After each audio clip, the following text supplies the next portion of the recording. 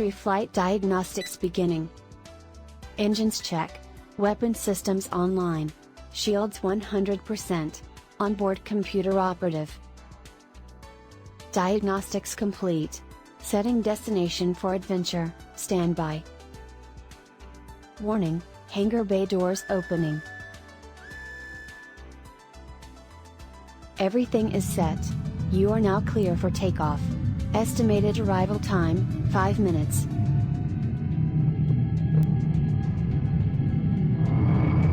And we are off.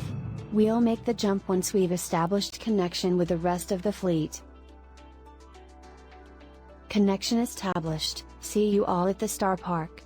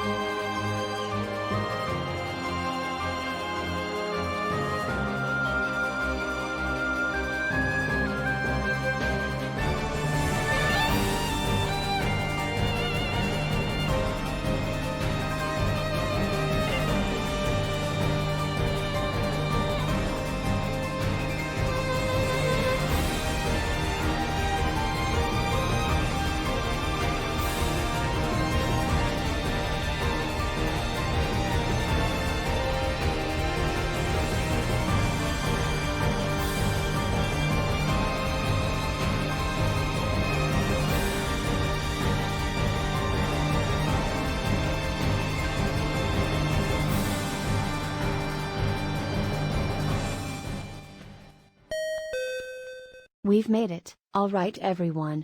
Let's get this party started.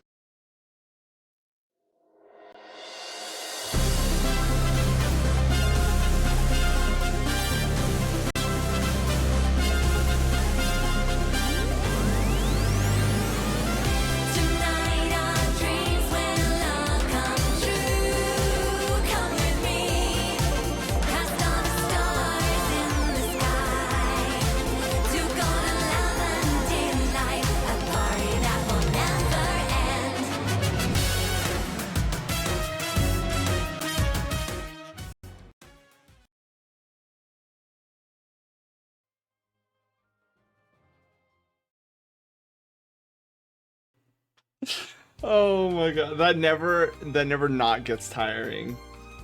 That never not gets untiring. What, I'm the one who's tired. I love that opening.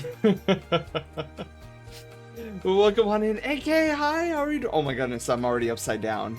Holy moly. The gravity has been shifted. I'm now upside down. Hope you're doing well today. Oh, I'm doing a lot better than I was earlier. Bailey, hi, how are you doing? Welcome on in. Yeah, today was, woo! Today was the crazy one. Gravity shift. I got bonked upside down.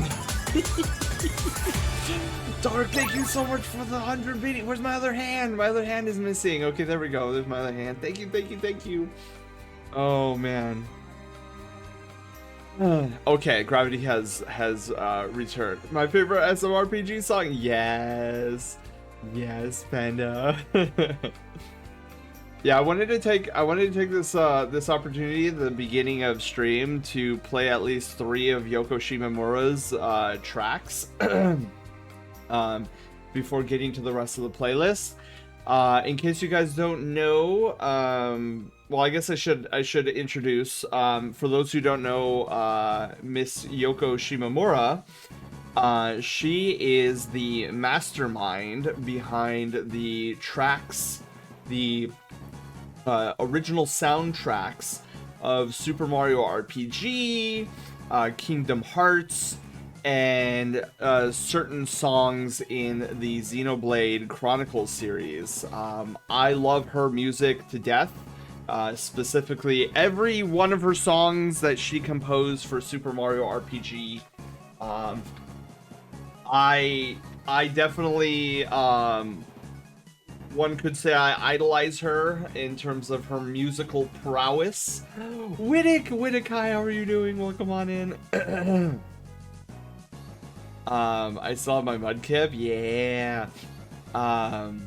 So yeah, and the reason why I am celebrating some of her songs is because she recently got a prestigious award in Japan for iconic music. Really great honor and whatnot. So I was really happy to see that because out of all the video game composers that are still around, I think she is one of the more deserving ones to get such a prestigious award. I actually went and congratulated her. I saw her post on Twitter, and I congratulated her, and like, I nearly fainted because she hearted my my little my little response congratulating her. It was so funny because like every single response is in Japanese, and I was like the only one because I don't know Japanese, so I was like, congratulations, you deserve it. And then she liked it. I was like, oh, thank you. I was so happy. Gonna lurk? Sounds good, Dark. Sounds good. I could play Super Mario RPG on my 3DS now. Oh wait, did it come? Hold on, Bailey. Did it ever come out on the 3DS? I feel like I would have remembered that. I don't know.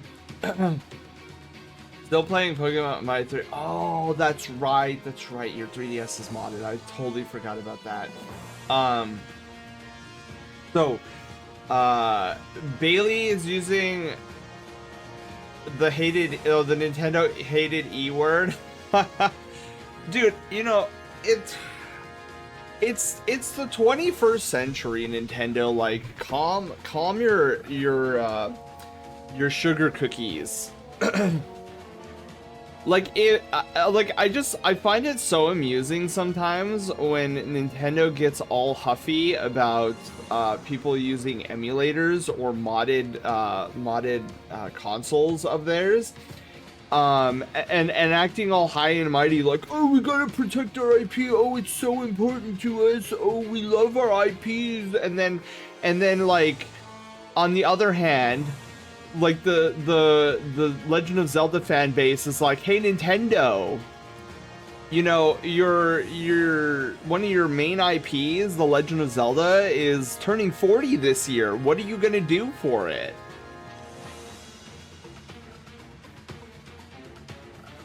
Oh, okay, nothing. Okay, I guess it really means a lot to you then.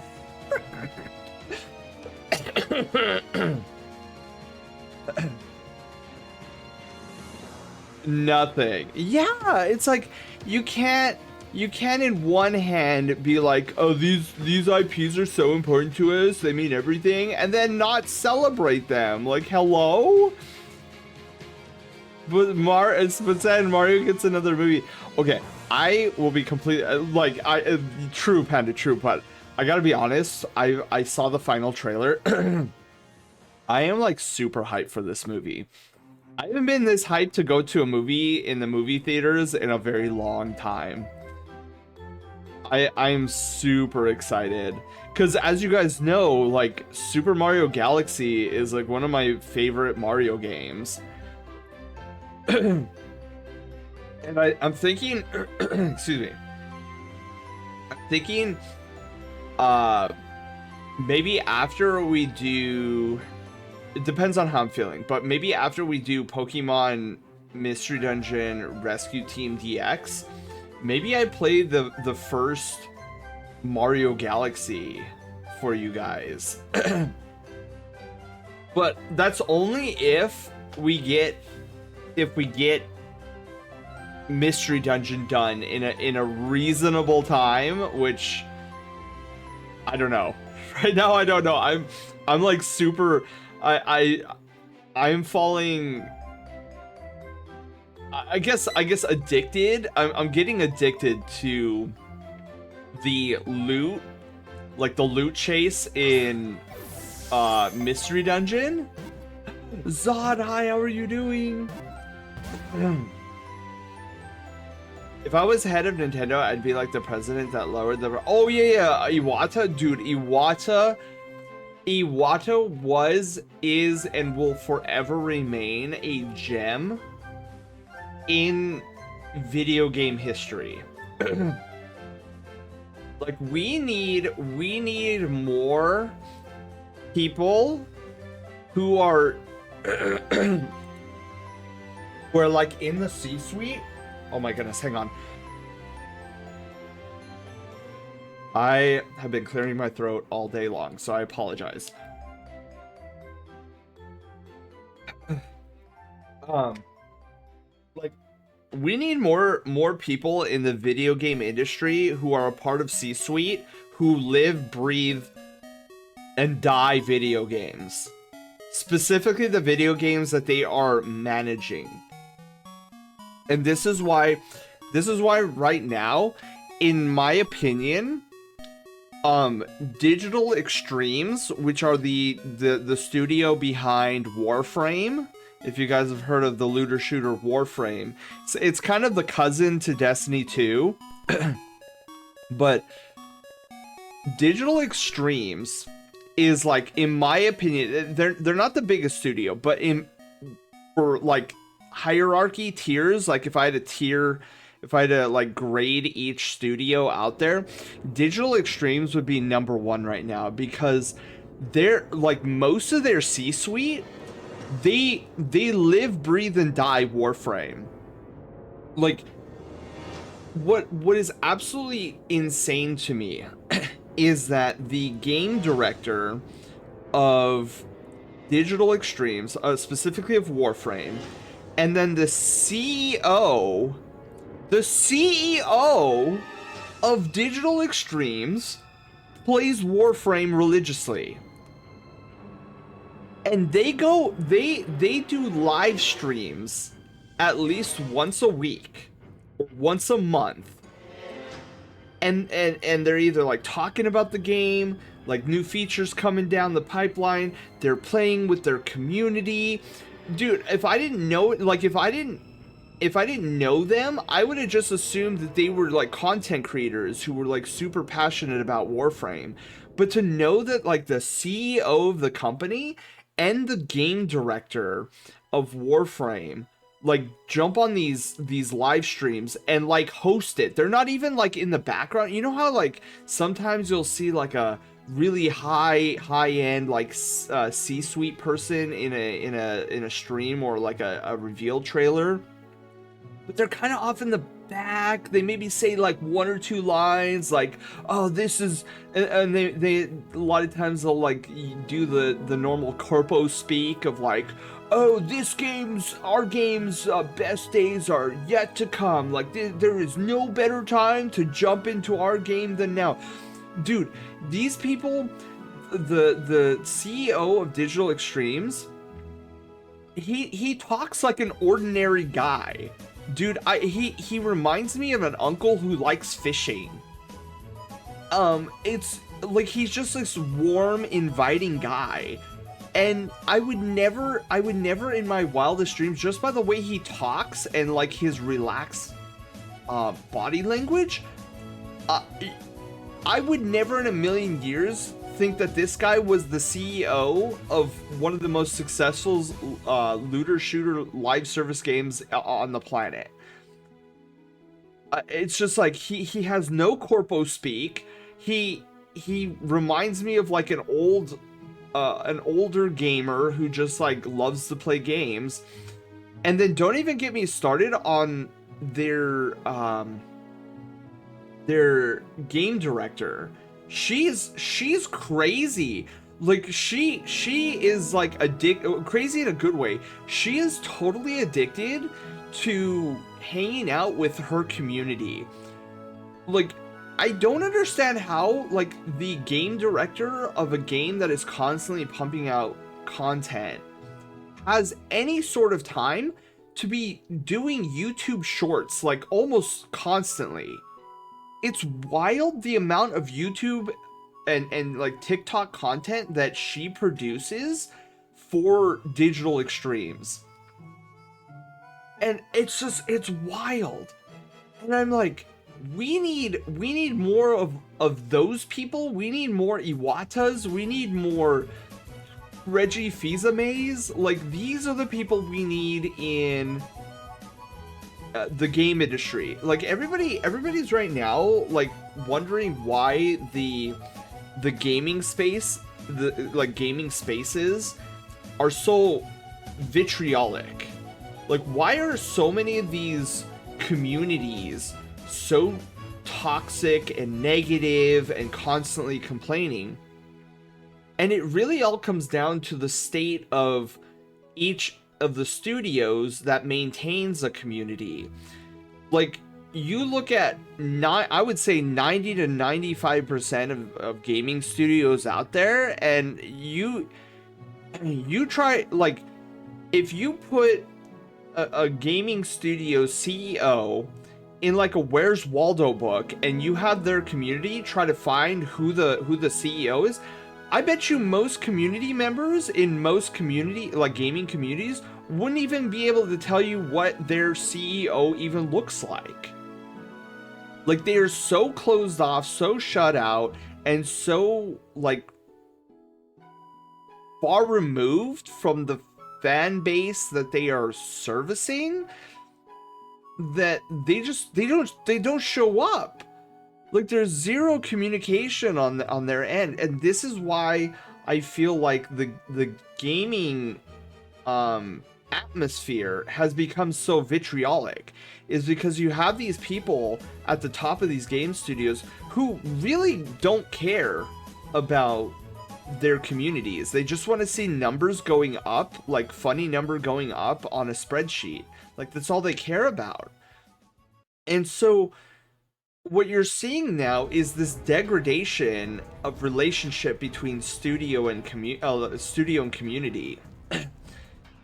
And so it's really fascinating to me to see this evolution going on, where I feel like a lot of these like bigwig tycoon business types, who are coming in from other industries, and they see the video game industry as like, oh, this is so lucrative, this is so like we can make a lot of money here, so they jump in for the money aspect of it, and then they don't realize, like, if you start to stagger the creativity for like these arbitrary numbers and these arbitrary target points and whatnot, then you start to get a degradation of both community sentiment and the art that they are managing.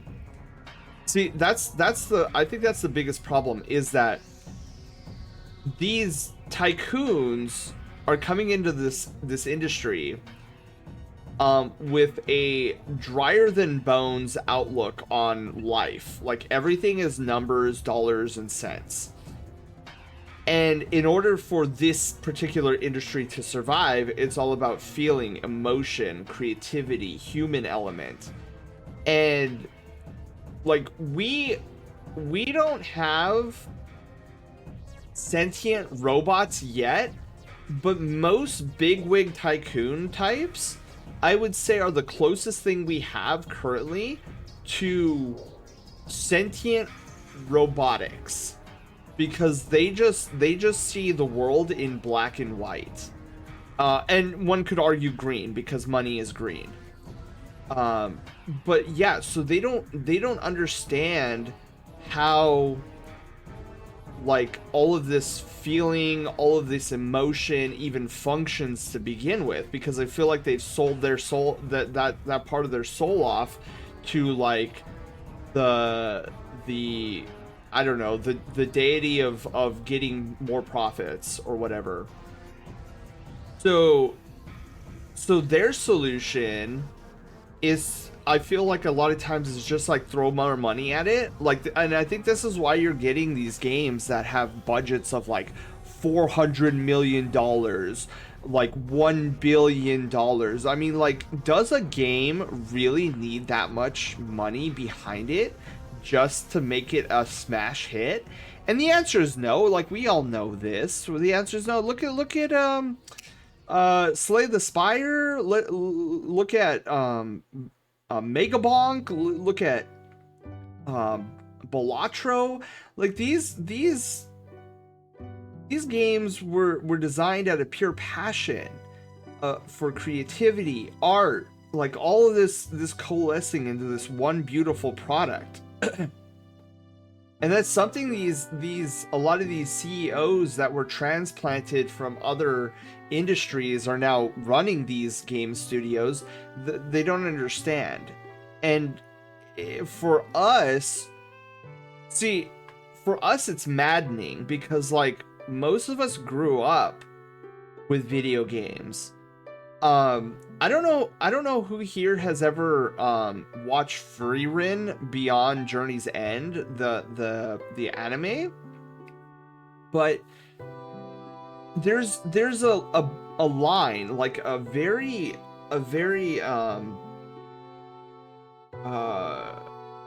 forget the verb that I'm looking, or the adjective I'm looking for.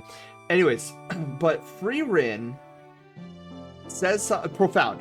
She says something profound in one of the episodes when she's talking about Fern.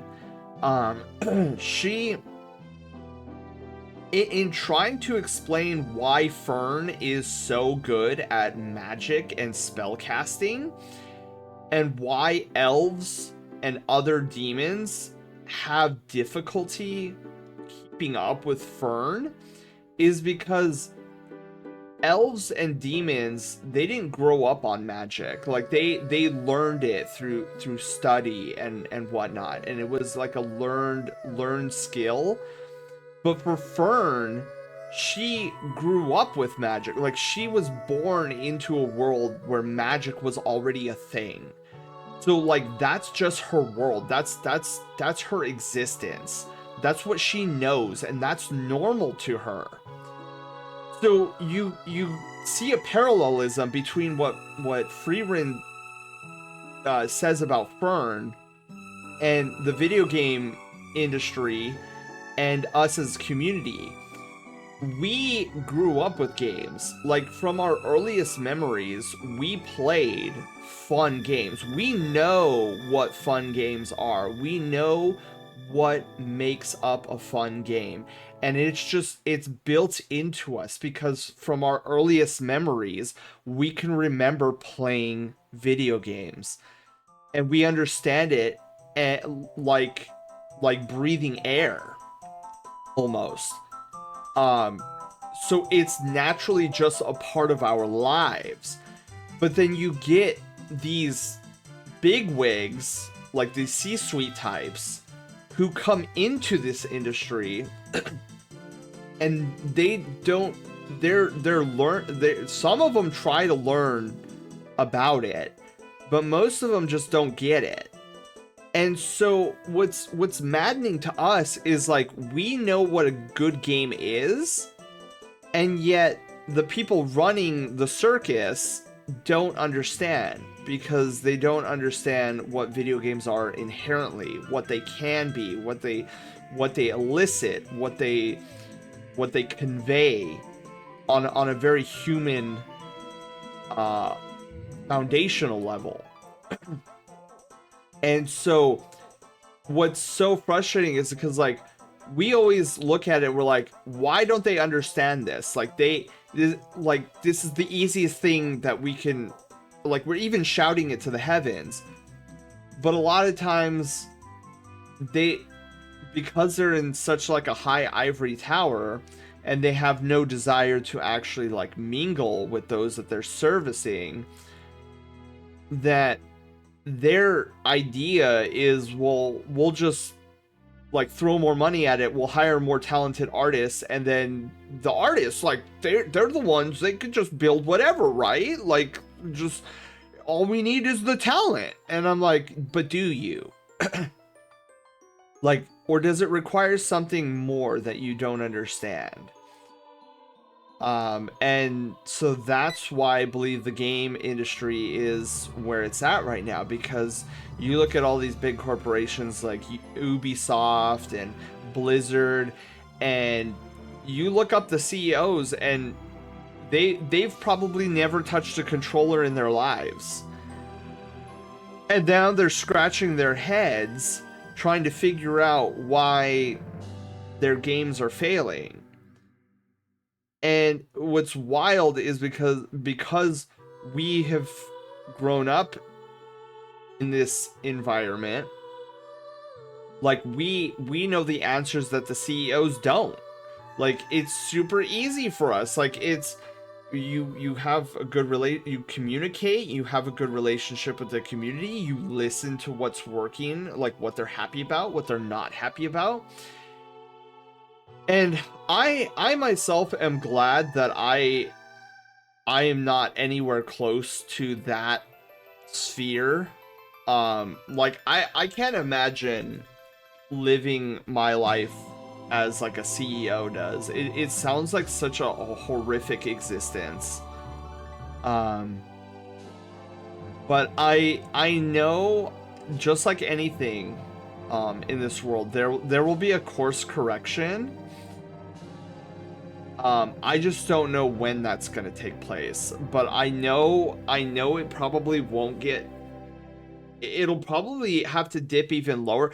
We're probably gonna have to see, I don't know, 5 or 6 more Concords before stubborn C-suite types actually like try to figure out what's going on.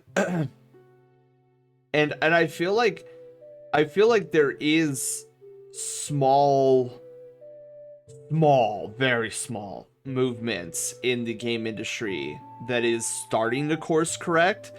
And the reason I say that is because I have been keeping up recently with ZeniMax Online, which is the studio behind Elder Scrolls Online. And they have recently created a new department within their studio. And the department's sole job is to interact with their community, find out the pressure points of the game, and see how to target those pressure points and remove them from the game entirely. It sounds stupid. It sounds like a stupid department. Like, why wouldn't they already know this? But it's crazy, the internal politics inside some of these studios, where they're just so shut out from the rest of the community that they couldn't even tell you, like, what is up. Primrose, hi!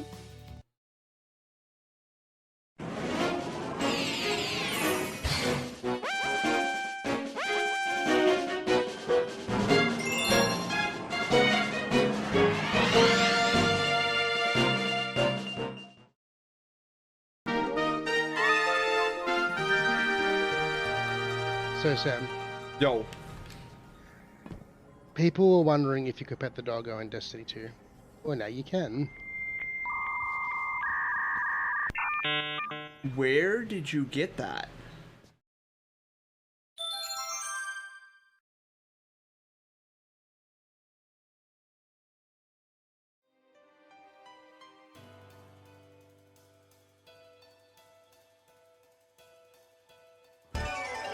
Primrose, hi! Thank you for the raid. How was VR chat? Finally got connected. Oh wait, were you having a hard time connecting to VR chat? Shadowfall, thank you for the follow. Welcome to the Brushtail Brigade, and congratulations, you are our newest Brushtail adventurer. Welcome aboard. VR was great. Guess what we were doing? What? Were you fishing? Was it fishing? I'm gonna guess fishing. And then I'm also gonna like back up because I'm missing a lot of chat. So I'm gonna try to catch up. Firecat, hi, how are you doing? Doggo, hi. I just saw you guys. Hello, hello. Look, Hayos, hello. Thank you so much for the tier 1s. Or the Prime Gaming sub. Let's go. It's nothing but fish and more fish. Yeah.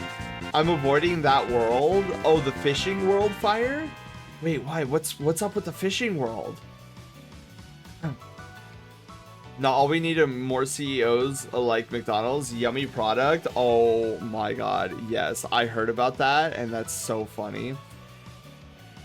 Okay, before I try catching up, we should probably get started on some art as well, and I can like art and yap with you guys, and then fail at arting and yapping and do one or the other at one given time. But I'm gonna try anyways. But I will say there's not really much in terms of patch notes tonight, other than I have begun the arduous task of setting up number 4 of 5 on the Fantastic 5 for Project Loaf. And oh my god, you guys, it is coming out amazing. It is I wish I could share with you what I've been cooking up for this channel. Dude, it is so I don't even know how to describe it. So I've begun working on number 4 of the Fantastic 5, and trust me, you guys are gonna thoroughly enjoy yourselves when Project Loaf is finally debuted. It's so this channel, dude. That's all I could say. It's oh my god. I was giggling to myself as I was like plugging away earlier, like getting this this particular event in order, and I'm like, oh my god, I can't believe I'm doing this. Crescent, hi, hello, how are you doing? Welcome on in. Dude, yeah, that's right. Panda, I forgot about that. Reb voices the Lotus. I totally forgot about this. She's crazy, dude. I love her, man. She is what every game studio needs. For the 3DS, and I grew up with Luigi's Dark Moon. Really? Oh, Bailey. I played a little bit of Dark Moon, but I never got through all of it. AK, I know I saw you earlier, but hello. Okay, let's go to main stage, and we can continue yapping there. My mind contrasts it with the McDonald's CEO taste testing the big arch burger. Oh, I know, I saw that, and I'm like, bro, dude, what are you doing? Like, what are you doing? This is your own product, and if you don't even like it, that's crazy. Well, thank you for the 200 biddies. You guys are being too generous right now. Holy moly, thank you. Guys, what are you doing? You're gonna start a hype train. What? Wait. You guys already. Wait. What's happening? You guys started a hype train. Oh my goodness. What is happening? Don't need to think on it. I need to think on it some more, but most people don't care about studios company's CEO. They really don't. They don't really care about the devs really either. Yeah, just the medium they're given. Most CEOs are just the usual climbers of the corporate ladder, and they become profit focused. Yeah. Nova, thank you for the 5 gifted subs. Wow, what? Holy moly. Then they go, let's go and hire elsewhere. True, they enter the industry and become the most profitable out of the industry. Yeah. Jericho, thank you for the follow. Welcome to the Brushtail Brigade. Congratulations, you are our newest Brushtail adventurer. Welcome aboard. We're going to be doing some art tonight. This is a sketch we started 2 weeks ago because I had to cancel last week's Art and Chill.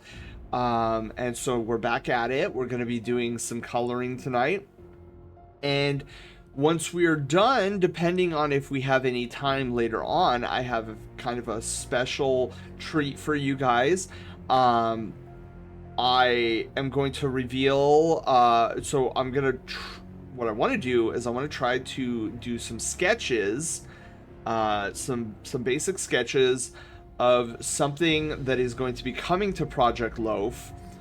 So you guys will at least get a little sneak peek of whatever it is I'm going to be drawing. And then I'll let your guys' mind wander on what these objects are going to be used for. So that's kind of the schedule for tonight. We'll see how far we can get. I can't imagine this beautiful raccoon taking the entire night, but I'm a yapper. It could take the entire night, so if we do have time, then we're gonna work on some Project Loaf stuff, and you guys are gonna get a exclusive sneak peek on some things that might be coming inside of Project Loaf. But yeah, Doggo, hi, how are you doing? I'm just trying to catch up to chat. I feel like my understanding of what makes a good game has evolved a lot as I've gotten older. Yeah, making my own levels in Super Mario Maker 1 and 2 really opened my eyes to the considerations that go into game level design. Dude, I feel the same way. So, I interned at a game studio as a level designer back at university. And then fast forward today where I built out Loaf Quest, which is its own like little adventure game JRPG. And it's crazy how much my knowledge of gaming, like designing gaming or designing games, has really evolved myself. So yeah, it's really cool, El, that we have these tools that we can use to learn a little bit more about what it takes to design and develop a game. Mario Maker 1 and 2 are so good. I still got the Mario amiibo that came with my Wii U. Ooh. I mean, the issue you're bringing up now applies to everything. Oh, no, I totally agree, Panda. Like, I totally agree. And that's what's wrong with a lot of corporations now. we're not familiar with the current ins and outs compared to younger generations. It's like having a store that sells computers. All the employees are just those who grew up with the internet, while the boss grew up on pre-internet and doesn't understand. And you know what? You know what's so funny, because that's so applicable with my job right now. So I'm actually helping my my campus's administration. We have been tasked by the district to start updating our like forms of communication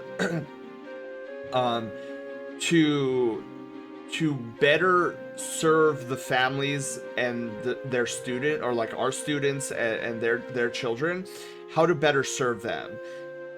The initiative is like some bizarre initiative. They calling it like community schools. I think it's a weird name, but like I kind of get where they're going. They're going with. And so one of the things that my team has been tasked with is how do we help inform families of like the digital age, like what is stuff that they should be watching out that their child might be getting into, like social media wise, and like just content creation wise, and stuff like that. And and so I was looking at what we presently have on our website, like our school website. And oh my god, you could tell that it's basically so there's like this part of our website currently that takes you to a generic page on our school site that then leads to another link and takes parents to a site where there is like a library of like age appropriate like movies that parents can have their children watch without having to worry like, oh, is there any like potential profanity in it, or any potential like adult theming or anything. And I'm just like, yes, that is kind of that is kind of helpful to have, you know, our families have a little library of media where they can go in and not worry about it. But I'm just thinking, like, where's the informative article talking about like YouTube, Twitch, TikTok, the social media sites like Twitter, Blue Sky, Telegram, Discord. Like, these are all things that parents should be made aware of, because these are places that you know, people under 18 are getting their hands on, and they're using it. And like for example, with Discord or what's the other one, TikTok for example, like no, not TikTok, sorry, Telegram.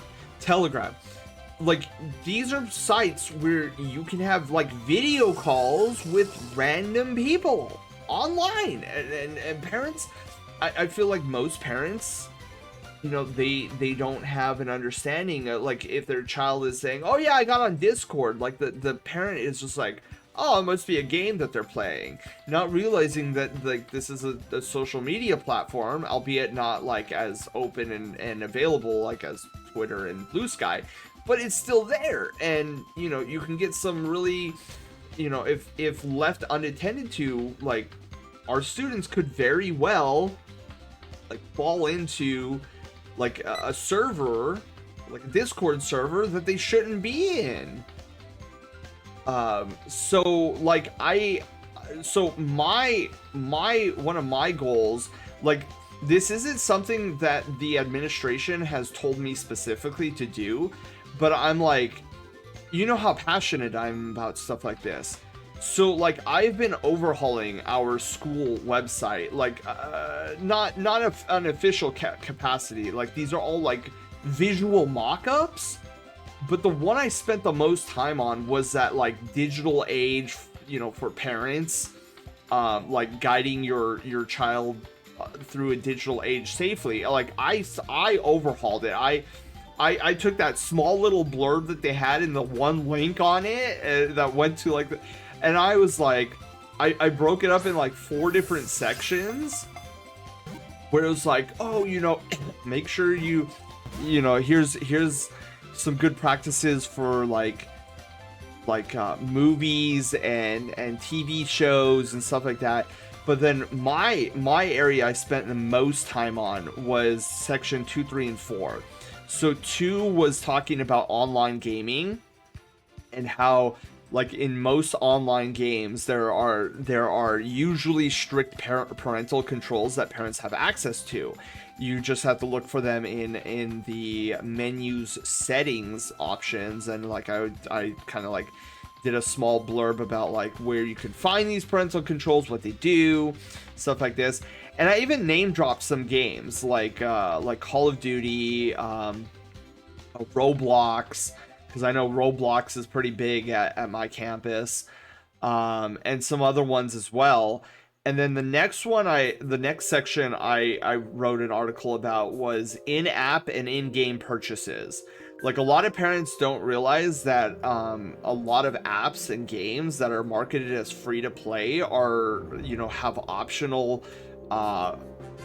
like monetary purchases that you can make in these games, and all the child needs to do is get your credit card once, and then the app or the game saves their credit card information, so like the child doesn't even need to swipe your card more than once, and then suddenly you have a bunch of charges on your card and you're like, where is this coming from? And then the last one I did an article about was social media and and just talking about like some of the more popular ones are places like TikTok, Twitch, YouTube, what's the other one? Discord, Telegram, Instagram. I don't know if I put WhatsApp on there, but like I name drop these apps for the parents to like hone in on, like, oh, if your child is talking about Discord or Telegram, that's not a game, and they're not talking about like passing letters to themselves. It's probably the social media app, and you should probably have open conversations with your child, like, hey, where are you going online, like stuff like that, and just have like open communication with your child and keep up to date with like what they're doing, because more than likely, if they are getting on all of these social media sites, there's a high likelihood that they've probably already dipped their toe into some place that they shouldn't be.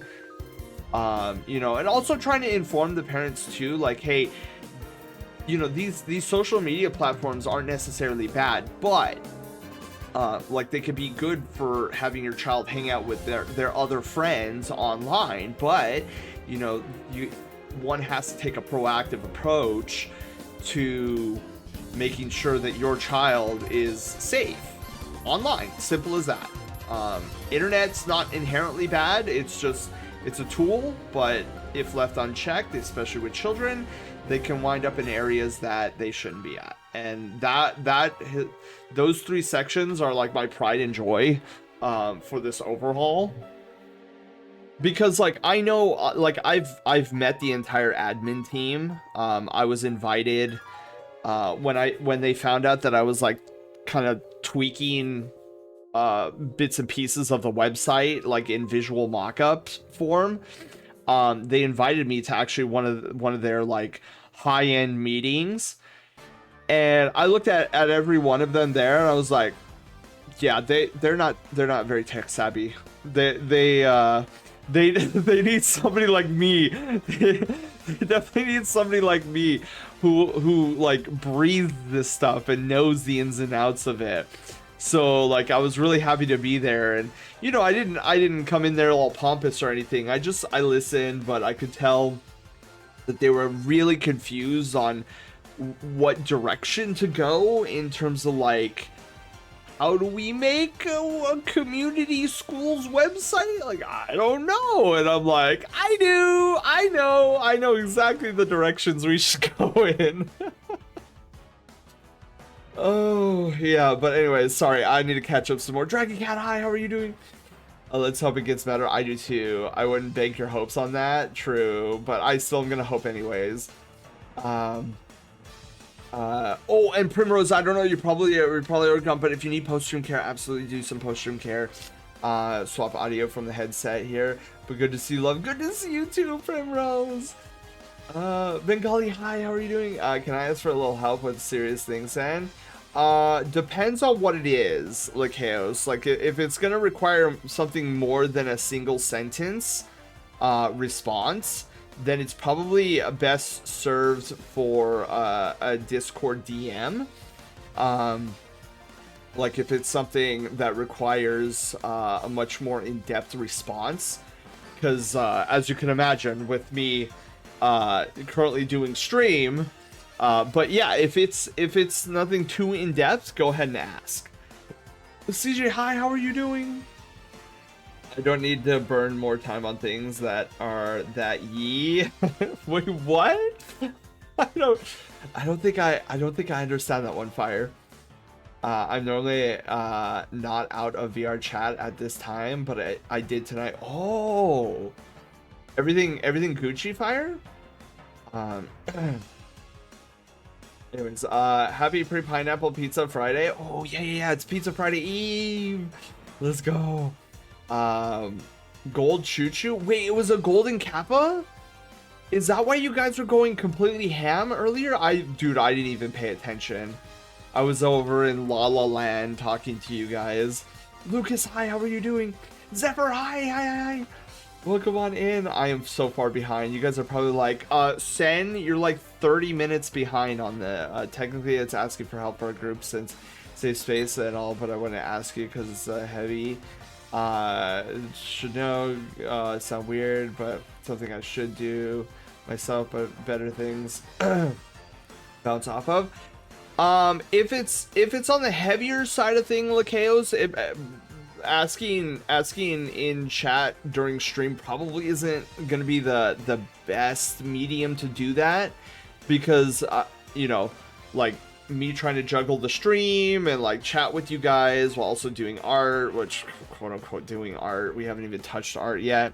So since you said it's a heavier topic, my concern with me addressing it on stream is that I probably won't be able to give it the attention you're looking for, and it might come off as like, oh, you know, I gave like a one sentence answer and then we're moving on, and then it might sound like I don't like care what you're talking about, which isn't the case.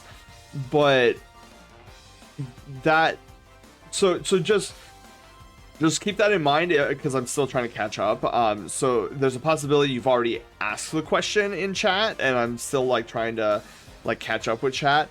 But yeah, just be aware that I might not be able to give it the attention that you're looking for during stream. Train's already going. Jericho, oh yeah, hi Jericho. I'm just catching up to when you followed. Zelda, hi, how are you doing? I may have picked the wrong night for this. Yeah, so that is one thing to keep in mind. This is just a general PSA for all of you guys. So generally speaking, unless the streamer is already talking about a heavy subject or something that it requires in-depth discussion or analysis, it is probably not a good idea to bring up a heavy topic into a streamer's stream when they're not currently already talking about said topic, because a lot of times, like, I'm sure a lot of streamers would want to like give the answer like that you're looking for in depth and analytical and stuff like that, but it is still a stream. Oh my god, Aaron.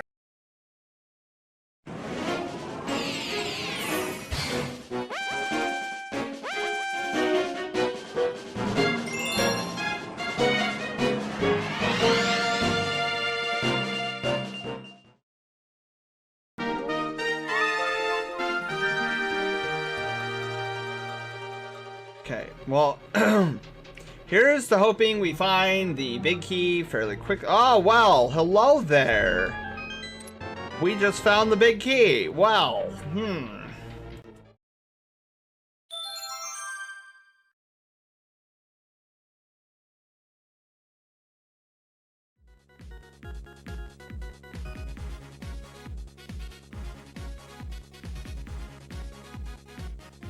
Aaron, hi. How are you doing? Welcome on in. Happy Pizza Friday Eve, everybody. Aaron, what were you doing? I'm trying to catch up on chat right now, so I apologize. Heritage: A Dragon's Tale. How was that? I'm also gonna try to like speed run a little bit here to try to catch up on anything. So not anything, everything. Taylor, hi. How are you doing? I may have picked the wrong. Oh, and then I also saw CJ. You were talking about the Archburger. I don't know if anybody has ever tried it yet.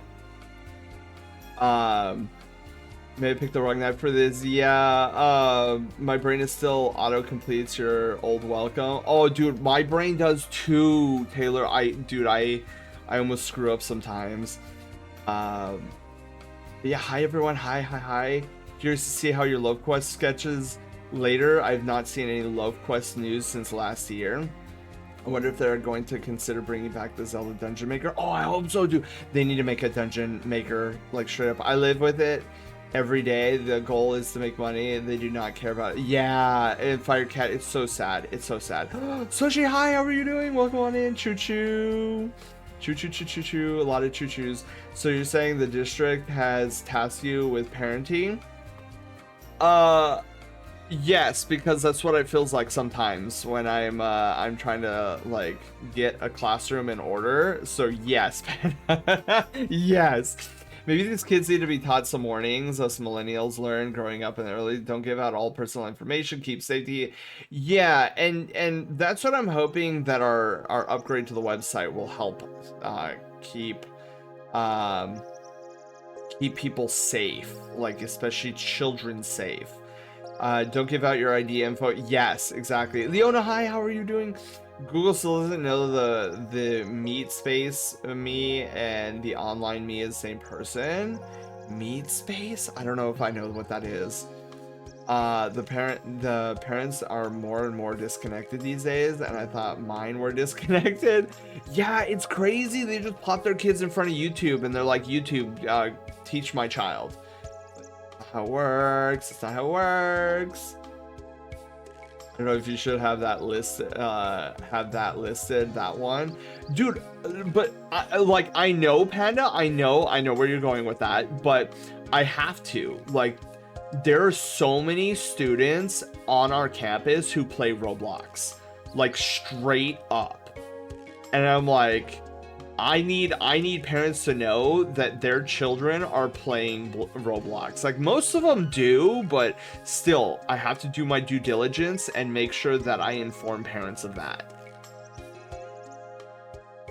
Yeah, exactly. Oh my goodness. Pledge for the school. Yeah, and so they're all excited. CJ, they are literally chomping at the bit to see what I've been working on, and I cannot wait to show them. Dude, it looks so good. So right now, our school's website feels like a legal document.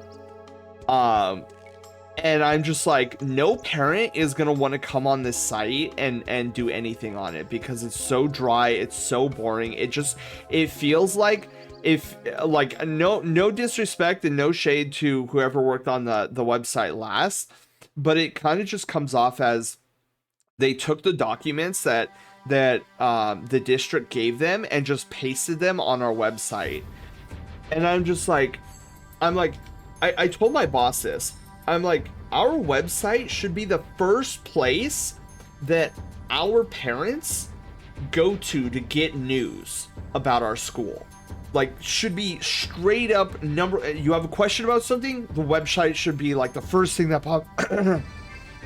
pops into your head. And right now, all of our parents are just calling into the office, and they've done this for years. They just call in the office and they get any questions answered, or they get redirected to like a teacher or an admin or something that could that can like help sign the student up or something. But what I want is I want the website to kind of be like the main hub, where the calling into the office is kind of secondary and the website is the primary. So you want to sign your child up to some sort of like club activity or something like that, there should be a link on our website that has like a digital form. They just sign their child up and they hit submit. That's what I envision. But for now, I'm good with a new coat of paint that is much more organized. Oh my god, the organization on this website too is maddening. Like, nothing makes sense. There's typos everywhere. And I'm just like, this looks so unprofessional and so like not kept up. And I find it like, you know, when you know, there's always that house that you know that has the weeds, like the yard is like full of weeds and the grass is like the size of you, and you're like, why are they not keeping this up? That's what our website feels like to me, and it feels gross, and I'm like, I'm not gonna stand for this. Protecting children, authority figures. Yeah, exactly, and parents just don't care, which is the sad part. Tugson, hi, how are you doing? I'm doing good. Oh, Kairos, hi. Just having bad anxiety day, no big deal. Oh no, dude, that was kind of me today. It was wild. And to top it all off, it was 96 degrees outside, and I was out in most of it. Bryson, hi, right? It's Braxton. Oh god, I'm just gonna say Zan, hi, how are you doing? Welcome on in. Let's see here. More like I'm asking for help for you and chat to name my Sona. Okay. That's a lot. That's a lot less heavy than I thought it was going to be. Yeah, I don't know. I'm not very good with names. Gecko, hello, how are you doing? Sorry, I'm just catching up. Eastman's, hi, how are you doing? Welcome on in, everybody. You guys are probably being like, oh my god, who's this Sen and why is he yapping all the way up and down your speedrunning chat while I'm about to talk about my speedrun heritage? Yeah, dude. Okay, Aaron, I'm here. But yeah, we got into new PB today. Oh, congratulations! You got no body percent category for heritage. It's actually faster than regular any percent category now. Wow. Which I wasn't expecting to happen this early. So is this like a new game? Also, thank you, said I'm doing well. Just pretty tired from. Oh god, yeah. I feel that. Okay, I think I caught up pretty much. I can't scroll any further. All right, so now that I've pretty much caught up here, I'm just gonna read these last few, and then we're gonna get into the coloring of L. I appreciate your patience. I know I've been yapping for like an hour now. You're just creating a website with useful information for people who can't parent. Yeah. Meat space means you're offline legal person separate from your online. Oh, dude, I've never heard of that before. Sen is gonna have a flashy stream-esque animation for each change of the page of the school. Dude, right? Like, but I will say the visuals, night and day difference. So better organized. Engineers sending me the documents. It was spelling errors, informational errors, grammatical errors that could cost hundreds of thousands of dollars, and nobody seems to care lately. Oof. Weather here went from 82 down to 32 in snow today. Oh my god. You Raccoon, you're drawing. Thank you, Fincal. Yeah, I'm loving it. No worries, yap away. So the no body percent is using a character that you unlock after beating heritage. I'm also gonna roll. It is starting to get very warm again. Till first time as no body, you both take and deal double damage, so it's riskier run, and the bosses all just melt instantaneously. God, Aaron, I've forgotten how good that emote came out. I'm sorry, I'm looking at it again, and I'm just like, dang, that's a good emo. Sorry, anyways, I'm getting distracted. Okay. Man, I really did good on that.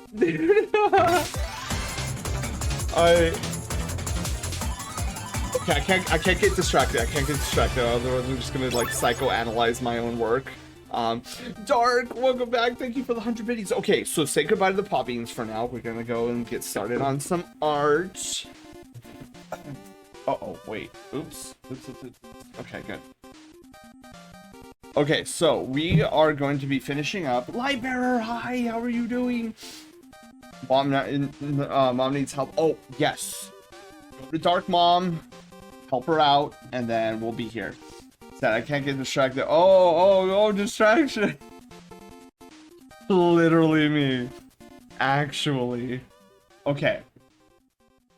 So we are okay, so for those of you guys who are just joining and weren't here with us 2 weeks ago when we started this sketch, the reason this sketch is so hype right now is because we are depicting a persona for the very first time in all of existence. Before this, this Sona has only lived in text form. So this is the first, like, where's that clip? World premiere. So this is a world premiere of the debut of this beautiful Sona. And in case anybody is wondering, this is L. L is an amazing raccoon, and we're gonna get coloring of this amazing Sona here. So I just need to open up my art queue. There's my art queue because I'm gonna go over to. Oh, I need to update my art queue. Holy moly! I'll do that over the weekend. Okay. So, gray body. So he has a gray body. Black socks. White muzzle and belly fur. Purple eyes.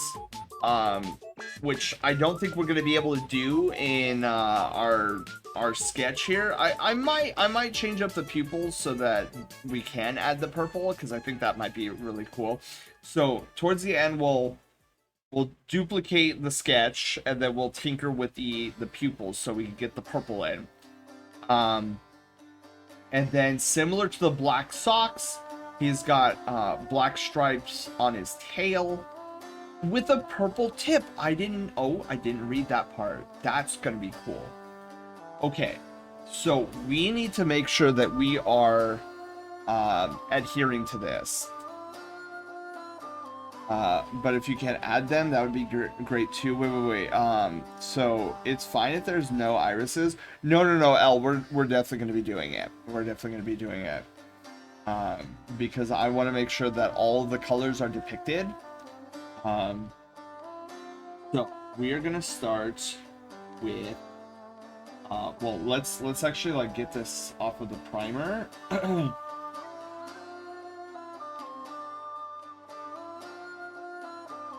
The base color, and then so we're gonna have to so L, I am gonna ask a few questions here, just to make sure that I'm going in the right direction. Are you thinking about a more light gray, a dark gray, or like right down the middle gray, like 50% gray?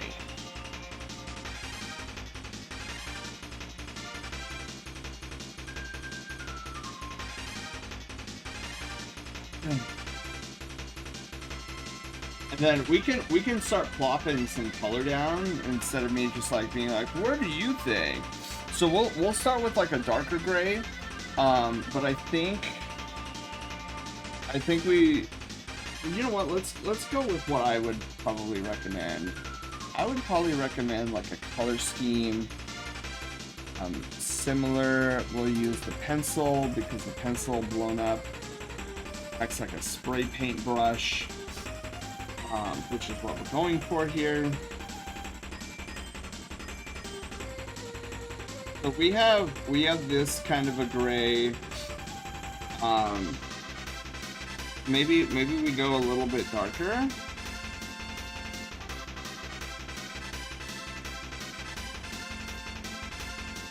So I'll just like do a color splash here, just so that we can visualize.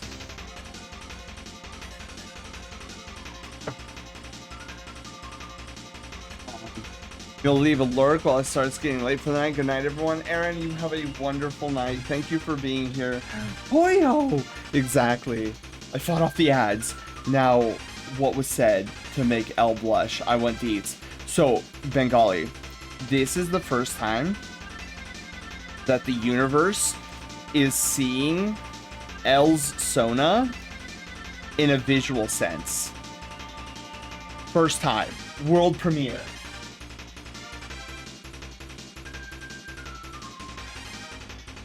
Oh, Doggo, thank you. You were absolutely right. I don't know what happened to it. I can definitely get it back, though. There we go.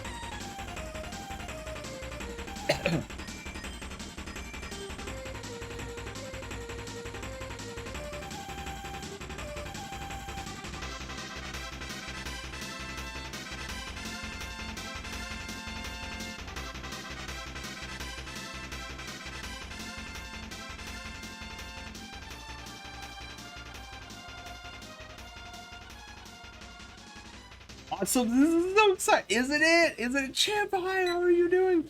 Okay, so I'm throwing on some color splashes here of this this gray that I've selected. But you tell me, Elle, and I want you to be honest with me. If you're like, nah, fam, I'm thinking something a little bit lighter, because I want this to be as perfect as I can get it for you.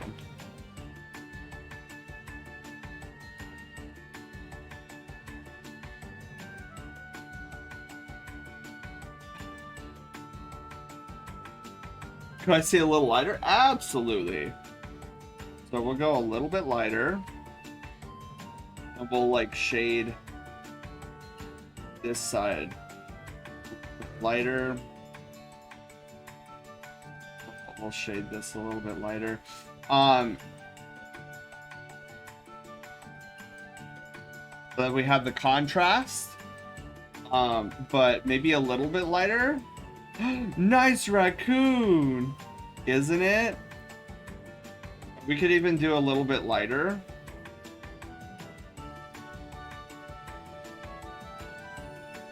Or even better contrast between the lighter and the darker.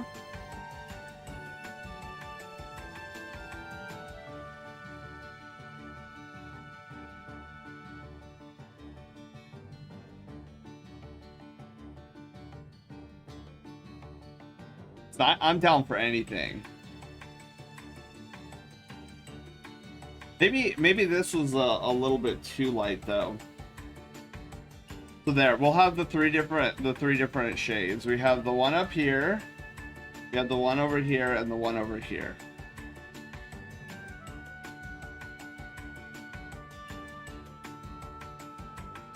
What is the exact shade of the gray used in the ace flag?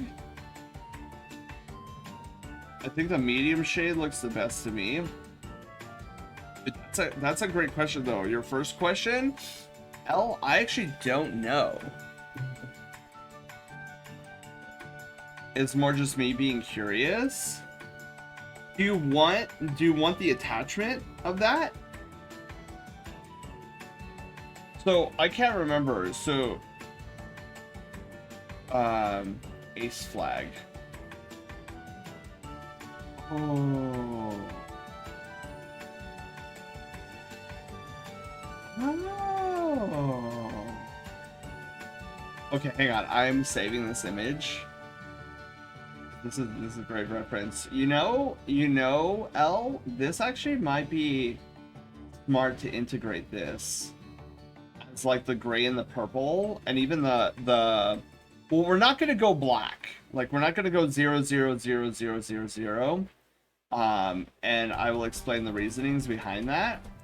when we get there. But I see where you're starting to go with this. So I'm gonna look for your folder. Where's the folder I made for you, Mr. L? You'd be under M.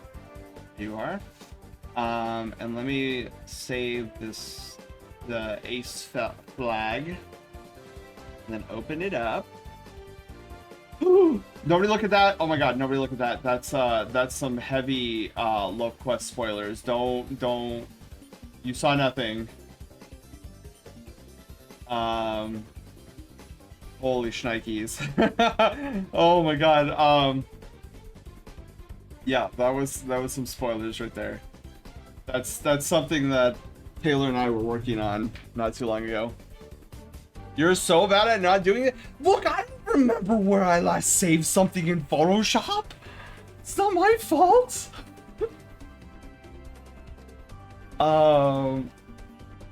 Okay, where is L's folder? Okay, I gotta find L's folder.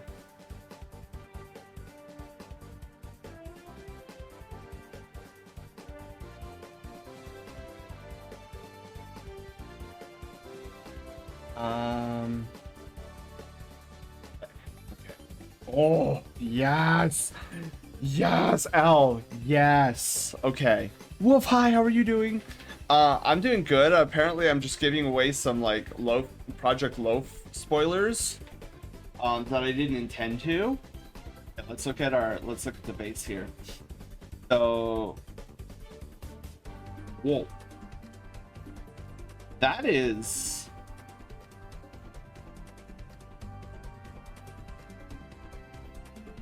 way lighter than I thought it would be. Way lighter than I thought it would be. Wait, hold on. Hang on. L, we've got to.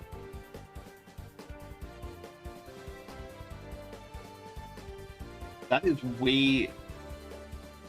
Oh my god, dude, that is way lighter than I thought it would be. Holy shnikes.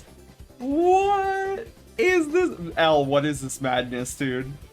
Dude, if I had to take a guess, looking at this flag, right? I would have said this. I would have said, oh, this is the pride, the ace flag gray. Oh no, the canvas is not white. I work off of like a newsprint gray. Whoa. That's white ish. Yeah. Or I guess I can showcase it here.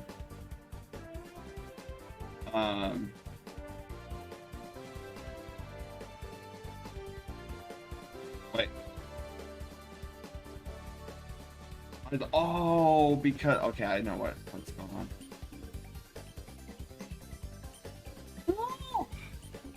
Blinded. That's white. You can see why I don't work off of a white, cause boy, that's bright.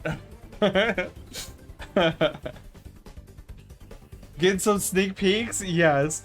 Oh, it's lighter than I thought. Wow. I was encountering the city? Yes, you were, Bengali. Yes, you were. Is it just me or the cat? Yeah. Dimmer than the white flag. That explains why it's such a big contrast, I guess. Yeah. So, let me. Okay. So, man. Okay, wait. Maybe I try black.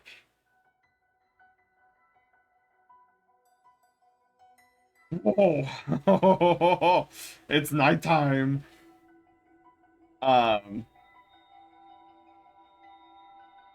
Cough is much better now, still there, but the antibiotics seem to make it much less intense and so much less frequent, so hopefully soon. Oh, yes. Okay, so I'll leave it like that for now.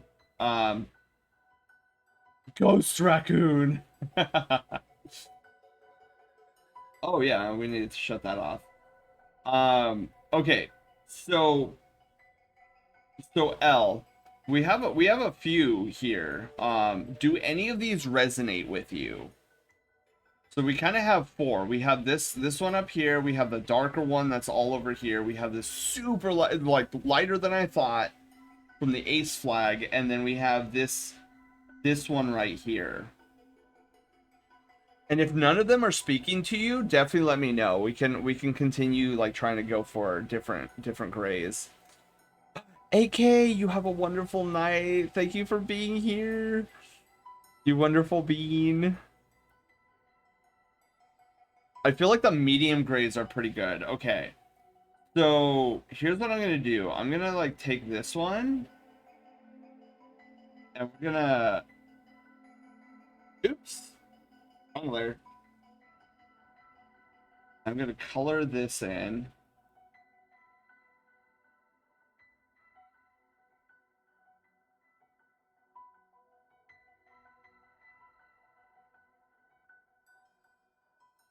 There's one gray.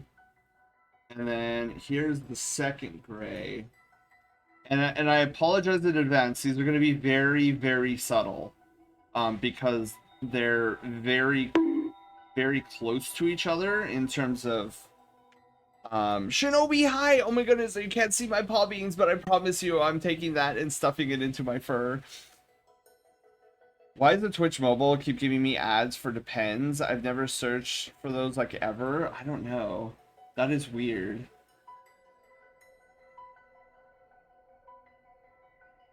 Okay. So we now have the two sides. So if you look at his arms are like your best bet. So we have this one over here and this one over here.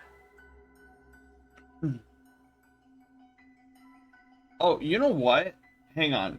Before we make a decision, L, keep thinking on it. Keep thinking on it. But before we make a decision, why don't we go and let's grab the white color. Oh god, is that actual pure white? Oh man, it's pure white. I never like to work with pure white or pure black if I can help it. And let's do a rough sketch of the white of the fur, so that way you can kind of get the contrast between the two. And then I know I'm definitely going to be excited about the mask. I think it's a black mask, but you could I can't remember if it's a black mask or if it's maybe like the purple. Like having difficulty recalling what it was.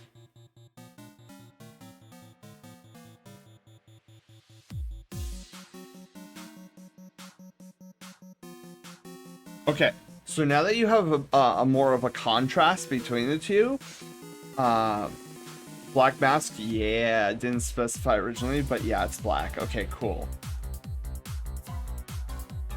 What song is this? Oh, yeah, dude, because, like, having difficulty hearing because I hear, like, a giant jet turbine behind me as my fan is blowing on me.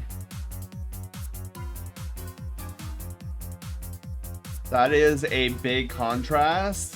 Yes. So I'm thinking the belly fur being of this color.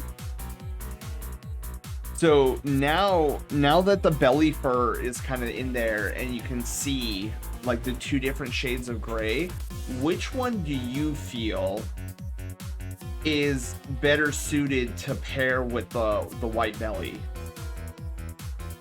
I'm petting a kitty. Tungsten, thank you for the lurk.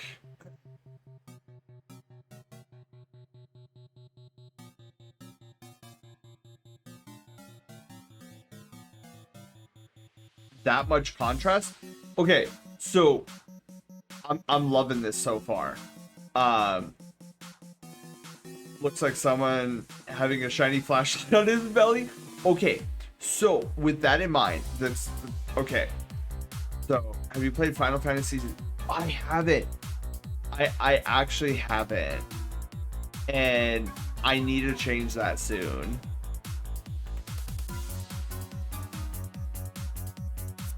And then, is it Bryson, right? It's Bryson, right? Like, I think that's how do you say it? I hate forgetting how to say somebody's name right. So Bryson, if it's not Bryson, please let me know. No IRL kitty? Oh. Are you the kitty? Yes. Okay, sorry, I got distracted. Sorry, Elle, I was in the middle of asking you something. Okay, so Elle, did you want us to go, do you want me to splash a little bit of gray into the belly fur so it's not as like bright white? Because you know what I'm thinking right now? I'm thinking we try, yes please. Cool. What say you trying this ace flag gray? Think we should try it? I guess it would be a good starting point considering how much brighter. Let's see. Okay.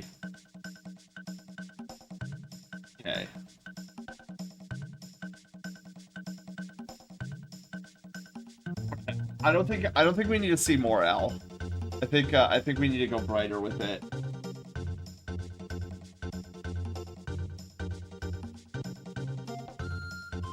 yeah. I was like, my artistic senses was like, nah. Like, I'm not even gonna wait for L's answer. Like, this is a bad idea. Okay.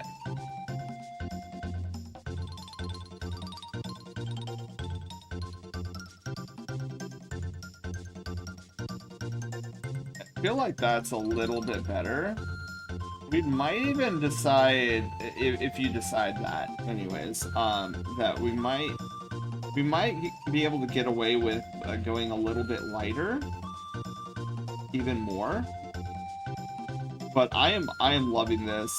Like, I often reference Mr. Ollivander from the Harry Potter series on how, like, when he's trying to find a wand for a wizard, and how, so they don't really do a good job of this in the movies, but in the books, like, the guy goes absolutely crazy. Like, he gets more excited the more times the wand failed, because it's like, oh dude, we're getting closer to that sweet spot, oh dude, we're almost there, and then he gets like super excited. It's literally me.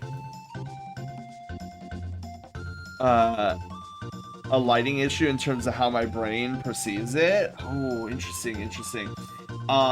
Is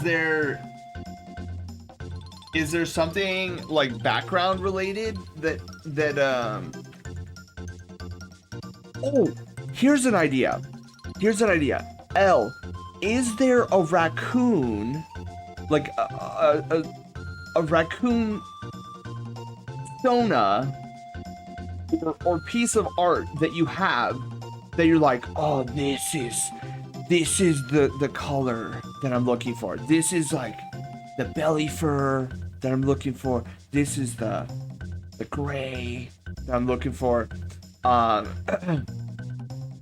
If not, it's totally fine.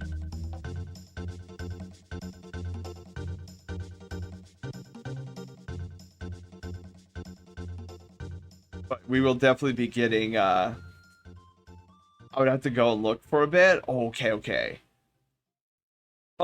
While you look for that, are we orbiting? Like, when you look at this, would you say like we're orbiting the right direction?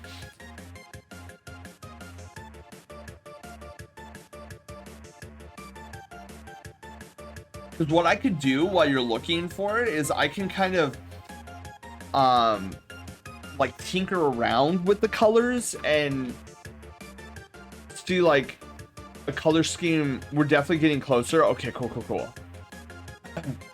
Because what I can do is I can like splash some, like a basic like first pass of what I think might be fairly decently good compare and contrast colors for the Sona's color scheme, and then when you do find something, you could DM it to me, and then I'd be like, I see. having a hard time judging it because to me the grayscale of the canvas reads like dim lighting in my brain. I see. Okay, so do you want me to have like a lighter? I can try doing.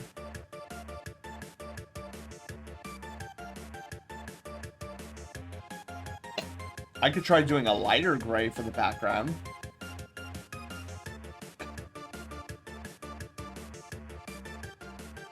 So are we going for a more a white belly or a gray belly? Kind of in the middle, Panda.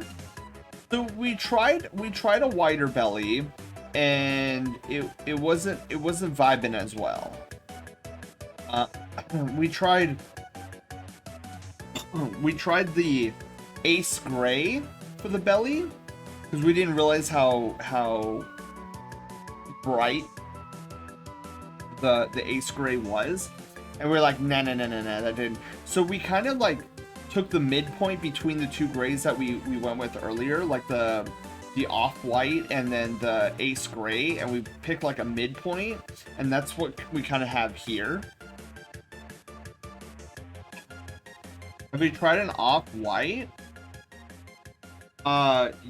Yeah, but like I tried like an off-white here-ish.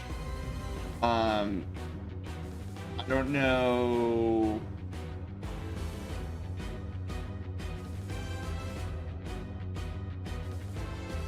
I could go a little bit lower because we tried here, and that was like no, that's.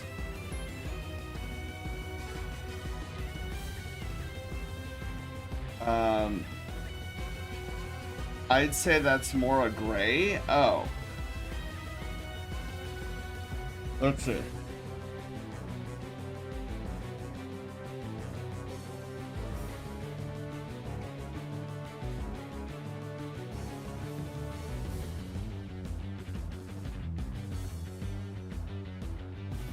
Okay.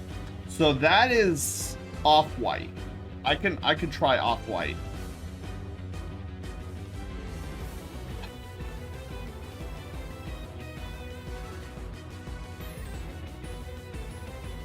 So here's what I'm gonna do. I'm gonna color. I think part of the problem too is that it's not fully colored. Like there's not like a full image of it. There's just like splotches. So what I'm gonna do is I'm gonna go take the off-white here. Then we are gonna go. And then we'll have like a more holistic picture. And I'm gonna grab this guy here.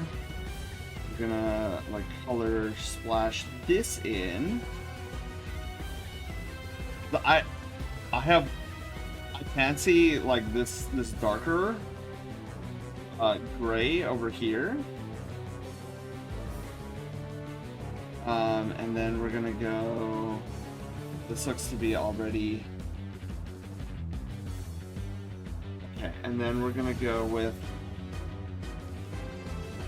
black color.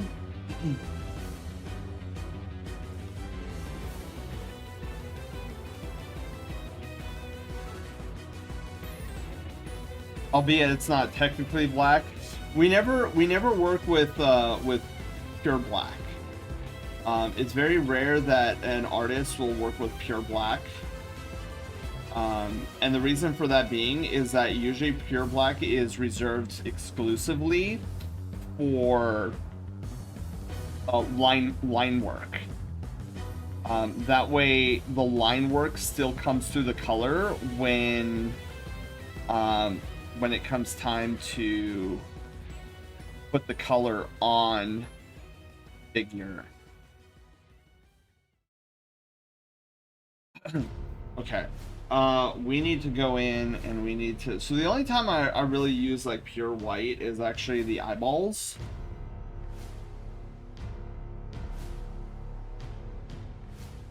Some pure white here on the eyes. Look at this masked caper. I love this song.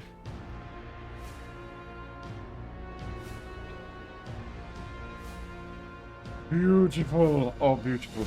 And then what I'm gonna do here as well is I'm gonna go and do this. Whoops.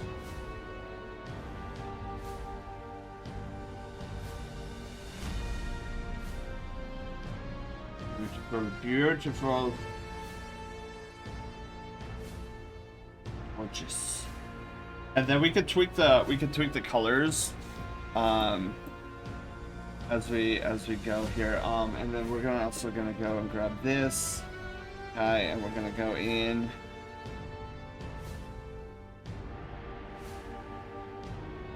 Big splotches of color.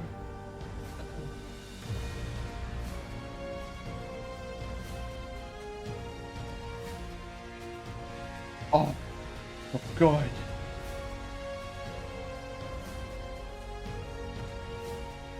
Oh, wait.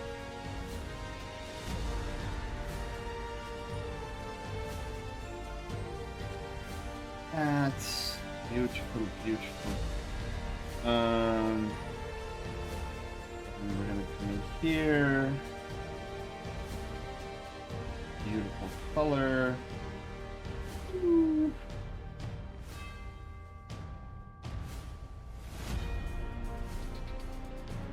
And we're gonna swap it again because it's another part of the ring of the tail. Dude, okay, so random thought unlocked. Apparently, I don't. This is news to me. So, I've been playing a little Warframe here and there, and there's like this little furniture item that allows you to like display text in like this cool hologram form.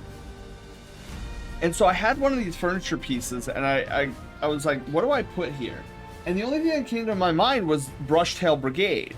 So like I tried typing Brushtail Brigade in, and it was like, oh, we're sorry, but you can't use profane language on this furniture item. And I was like, how is Brushtail Brigade profane?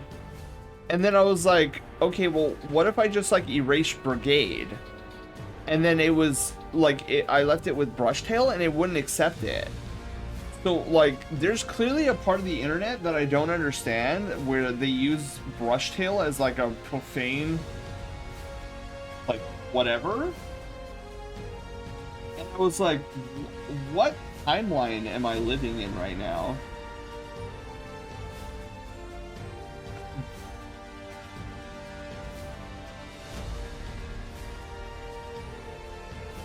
I'm like, it's like, who goes, I don't know. There's obviously a group of people out there that goes around and uses Brushtail as like a negative thing, and I'm like, who does that? Like, really? Part of me is like, man, I wish I had the free time you guys did. Okay. Oh, also, we've got the little snooter. Can't forget the little snooter.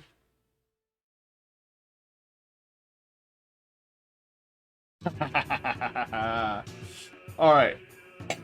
So, here's just a very rough first pass. If you don't like the colors, totally fine. But no, don't. I need water. Hang on. Otherwise, I'm gonna go in a coughing fit. There we go. No, don't apologize.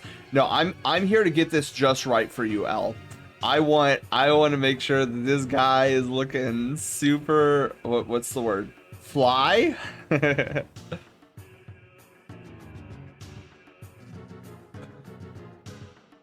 That's new to me. Right? I've never heard before in my life, or myself, and I've heard a lot. In terms of the system coming up with problems, I guess so. Zar, hi, how are you doing?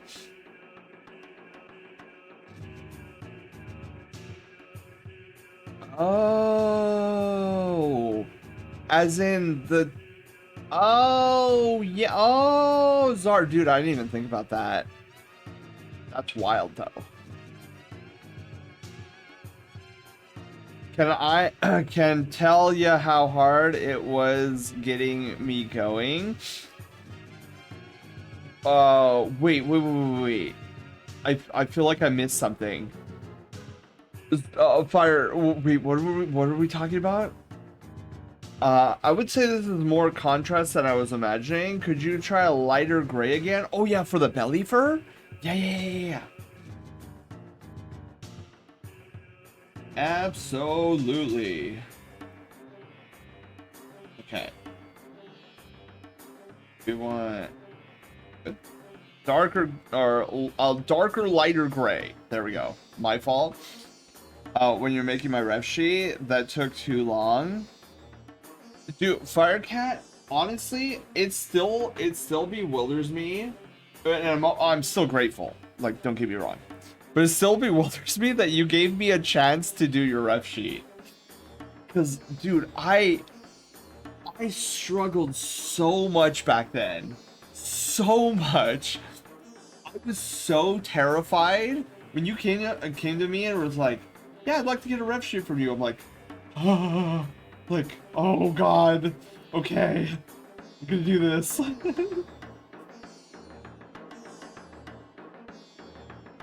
I was so nervous, because I'm like, Firecat could be like commissioning anybody else. He's commissioning me. Just like a noob beginner. Oh no! I got rid of his nose! His little snooter has paint all over it. Want to make a V3? So Firecat, that I would be open to it, but it would have to be after Project Lope has debuted. Like you guys have no idea how difficult it is. It's like crazy taxing. How like a one-man army dev team building like a little, even as something as small as a little game, it's like great. It takes up all of my time. And so like I feel bad because I know there's a lot of people who've been waiting for me to open commissions again, but I'm like I can't, not until my passion project is done.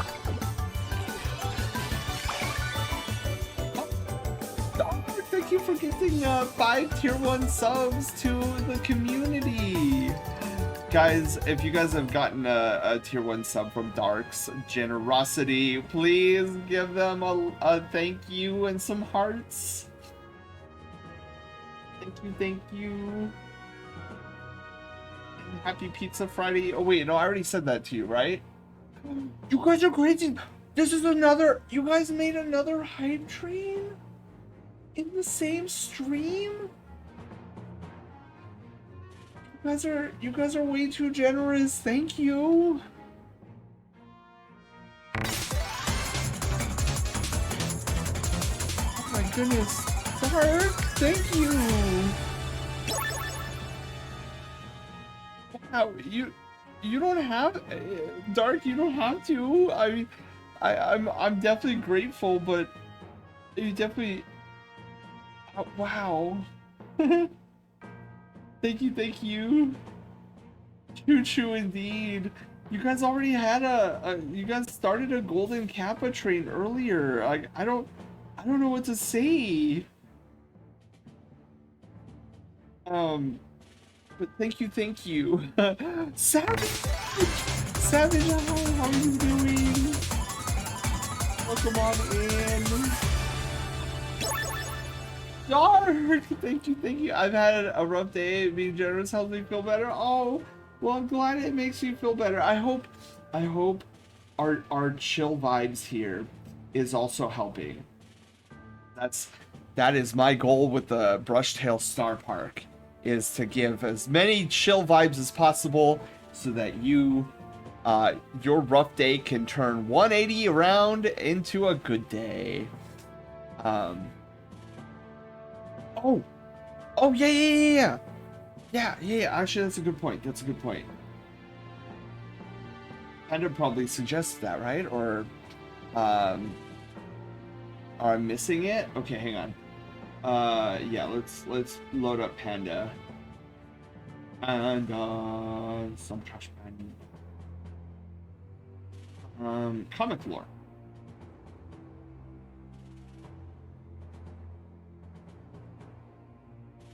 Oh, wait a minute. What if we go lighter with Bengali? Thank you. Doing okay. I think I got con crud. Oh no. I had some decently bad headaches and low energy today, but I'm doing okay now.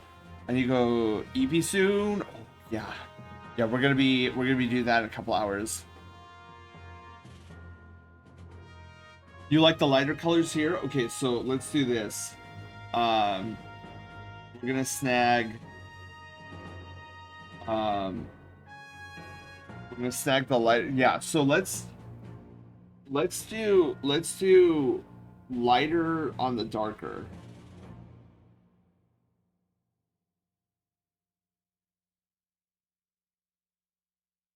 I think that's probably what you were feeling, L. A lot more contrast than I thought it would be. It's like, oh yeah, we should probably lighten up the darker sections. Hello? I'm like focused on the belly fur and everything.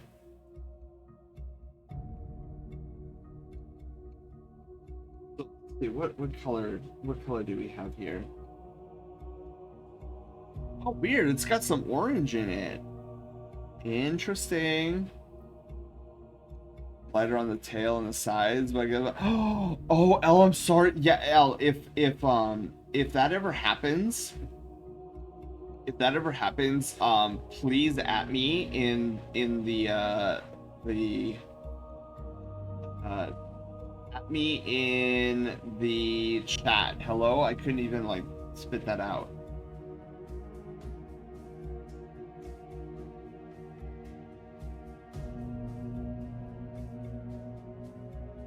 The raccoons, they are taking over. Okay. Words are hard. Yes, words are hard. Very hard. So much so that I can't spoke right. Okay. Splashing that color everywhere. Oh yeah. Oh my goodness. Oh my goodness. Yeah, and that goes for anybody in chat. Like if I'm working on a piece of yours, or like I ask you a question and then you answer it, and then of course me being me, I don't even see it because I'm yapping or I'm getting distracted by something. Don't ever hesitate to repost the question or the answer or whatever it is we're talking about, and then at me directly. And if I somehow miraculously miss it that second time, then the Brushtail Vanguard, which is the mod team like Panda, are usually good about dinging me, which is like the perfect way to like get my attention once and for all.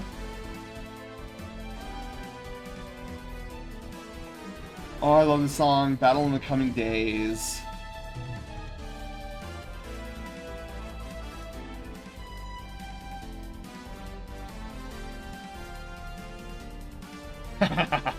All right. Bam. Can't words right now. L. What saith you?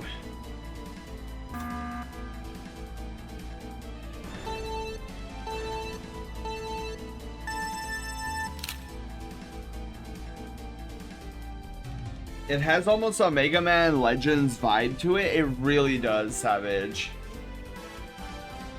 Lifelite is such a vibe. I agree. Definitely looks better.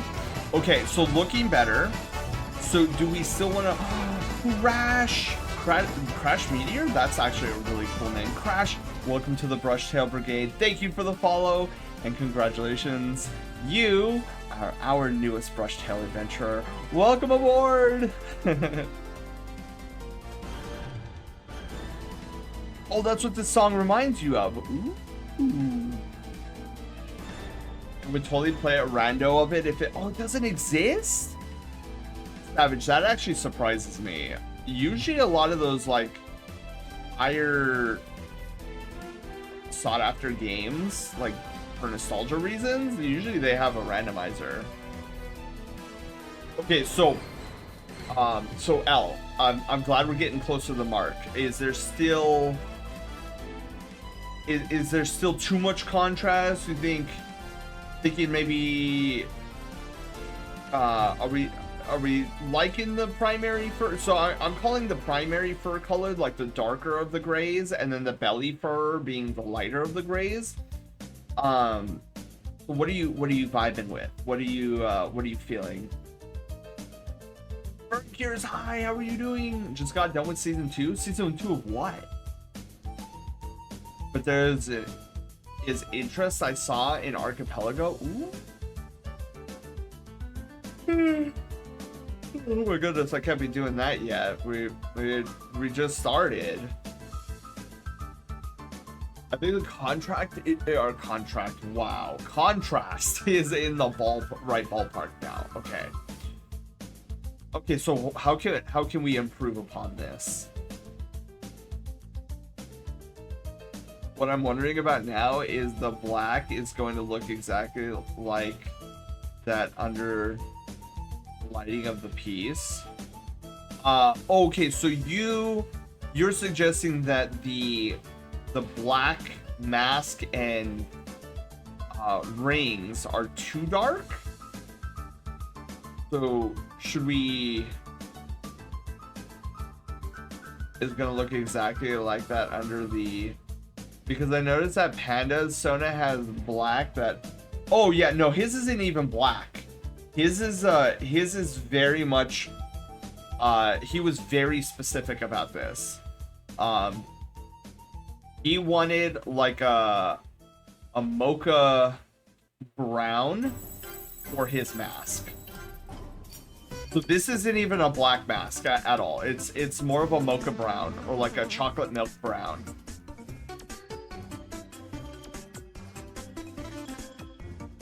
Charcoal black could look cool. Also the hat. Oh yeah, you're talking about the socks. Yeah, you're right. The socks are the socks are gray.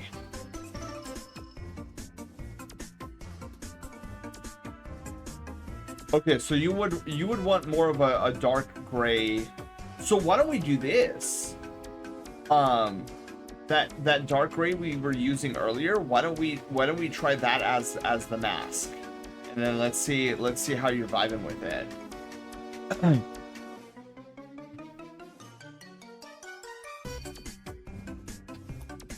Yes, thank you, Adobe. I know what the brush tool does.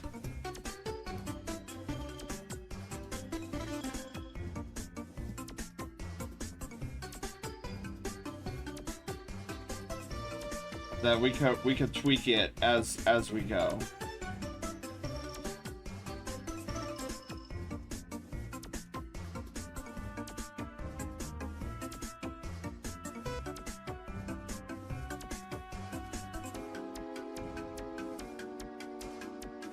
This nice, pretty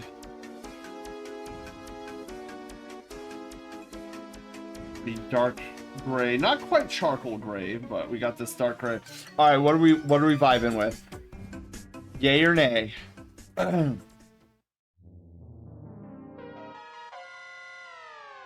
Yeah, I think I'm liking that better. Okay. So you're liking it better. Do you think we should go? So maybe that was more the issue. Fair. You know what? Yeah. But I want to make sure that you're loving it. So we could try doing the rings next. We'll do the rings next, and then you let me know if we should consider going darker or lighter with the with the darker gray. The tertiary gray, as I'm gonna call it. So like, yeah. Because this is the third gray we're slapping on.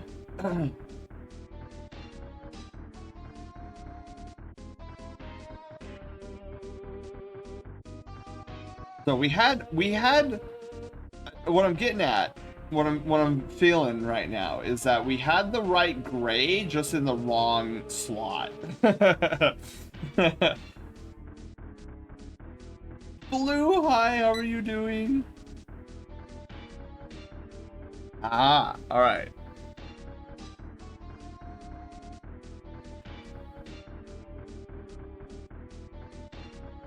See, this is the beauty, right? We have it's like we're solving the Millennium Puzzle together. I think that's definitely an improvement. Let's go. Okay. So let's see here. You said it's an improvement, but I want to make sure. Just to check my bases here. On like what's your vibrating? Vibrate. You know, that's a pun. I made a pun, you guys. Because vibe and rating, but when you put it together, it sounds like I'm saying vibrating. Because I will not be satisfied, L, until you are loving it. I kind of like to know what. Well, okay, so I think, and not to put Panda on the spot, but he is our resident trash can caper. Does everyone else read these colors as generally black, white, and gray? That is a great question. Definitely, I see it as. I could see it as black, white, and gray. For sure, on my end. I love this song. Against the somewhat. I think this is what it's how the stream started. Ba-da-ba-ba-ba, I'm loving it. Well, apparently the CEO of McDonald's wasn't loving his burger, so maybe the motto should change to "I'm not loving it."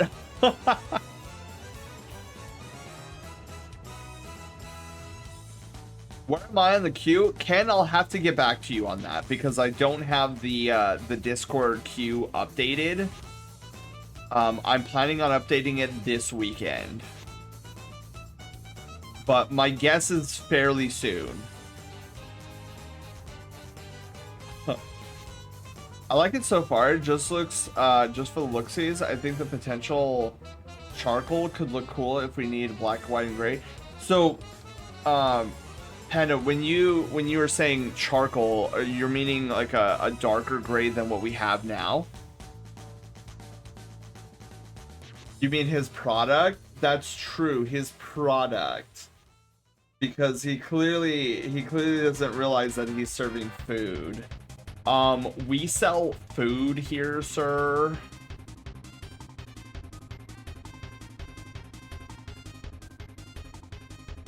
I like it so far, just the look-sees, I think. Like on Spade, just like, let's see how it looks. In case if it sucks, we just revert back to current. I will say, I mean, let's try it, Panda.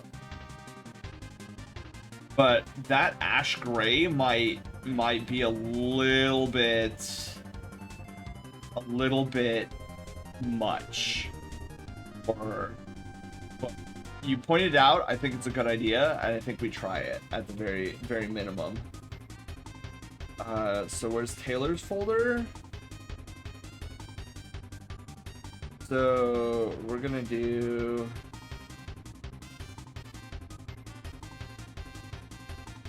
Do I have a? Dude, I swear I did a full piece for him.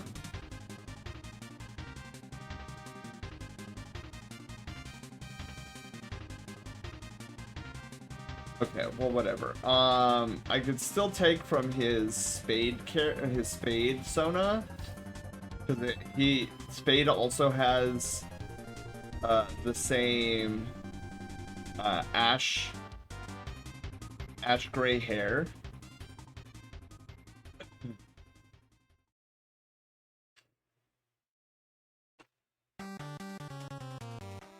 I'm in grammar mode.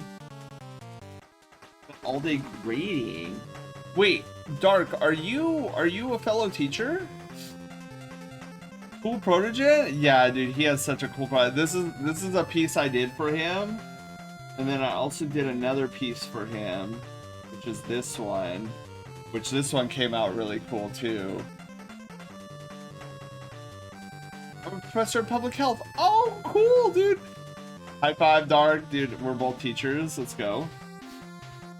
I instruct the elementary level. They can be crazy sometimes. Definitely feel like I'd like to test out a less reddish shade for the tail tip. Oh, yeah. So you're looking for a more cool, a cool palette rather than a warm palette. Yeah, I feel that. Okay.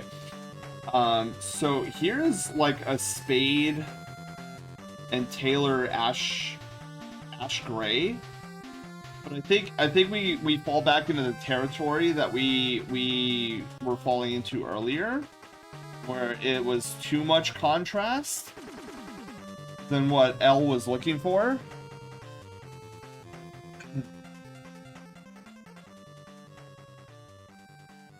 So I don't think that's gonna work.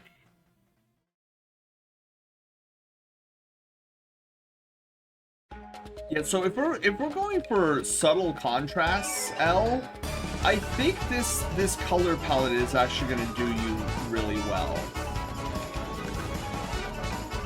Darude, welcome to the Brushtail Brigade. Thank you for the follow and welcome. I said welcome twice. I don't know why. I meant to say congratulations. You are our newest Brushtail adventurer. Welcome aboard. This does look pretty good to me. Yes, I agree. I think if we're going to go low contrast, I think these are the three colors we stick with.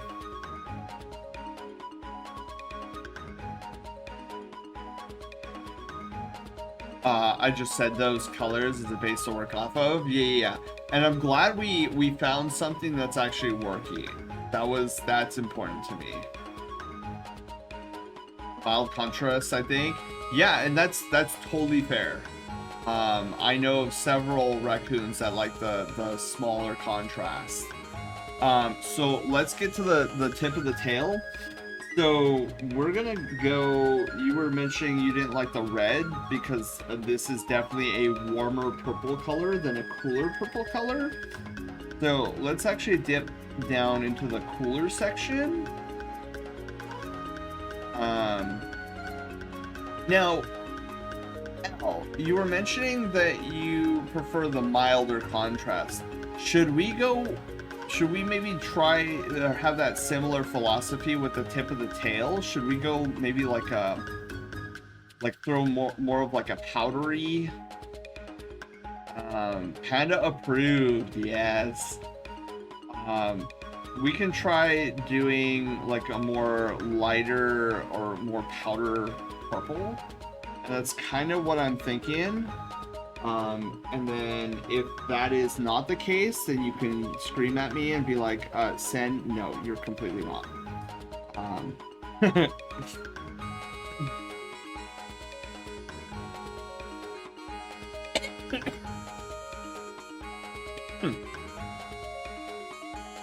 You beat me to it, yeah. Okay, so we'll start there. How are you feeling about this? So it's much more on the warmer end, or sorry, the cooler end of the purple spectrum, and then we also threw in some powder white with it, so we got it a little bit better. Do you think we should try to push it a little further, where it's a little bit more like There's more of a powder purple.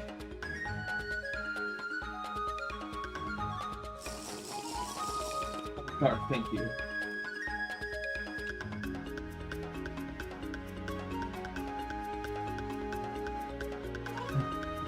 Because I get the feeling, what would that look like? Let's find out. Let's see what happens if we put it a more powder purple, lighten it up even more.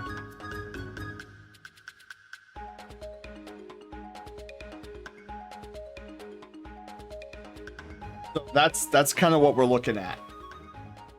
Gotta hydrate the floof, yes, especially since it's been so dry over here. But then of course SoCal is always dry. But the past couple of days have been much more dry than what's typical.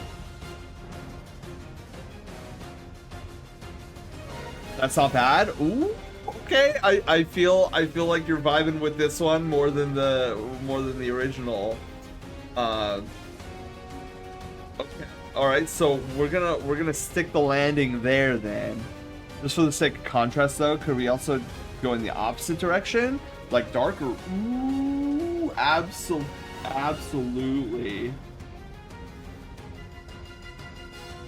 So we started here, right?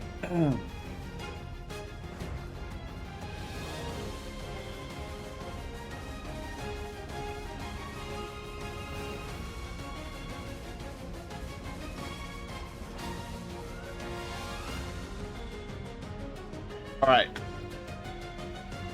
There we go. There's a darker, and then there's the one we currently have.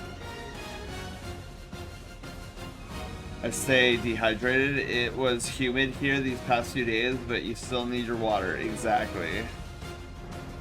I'm ready for Florida and all that crazy sweating. Oh yeah, Florida is the exact opposite of SoCal. Where SoCal has like no humidity, Florida has 2000% humidity.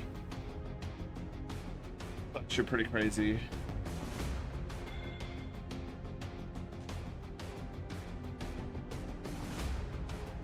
I'm like sitting here and I'm like, I could feel my energy levels like dropping rapidly, and I'm like, don't drop so drastically, especially considering like the last thing I would the thought that went through my head is like I just hit like another milestone of like energy drop, and now it's gonna sound like I'm starting to get annoyed with L for all these changes, and I'm like, that's not the case. I'm still very excited, but my body's just like, okay, you gotta bring down the energy. We don't have the auxiliary power for this. Can we try cooling the? Oh, absolutely. Let's try to add a little bit more blue to it. Okay, so we're gonna add. We might be dipping a little bit more into the blue color now, but there's still the aspect of purple. And then we're gonna drop it down.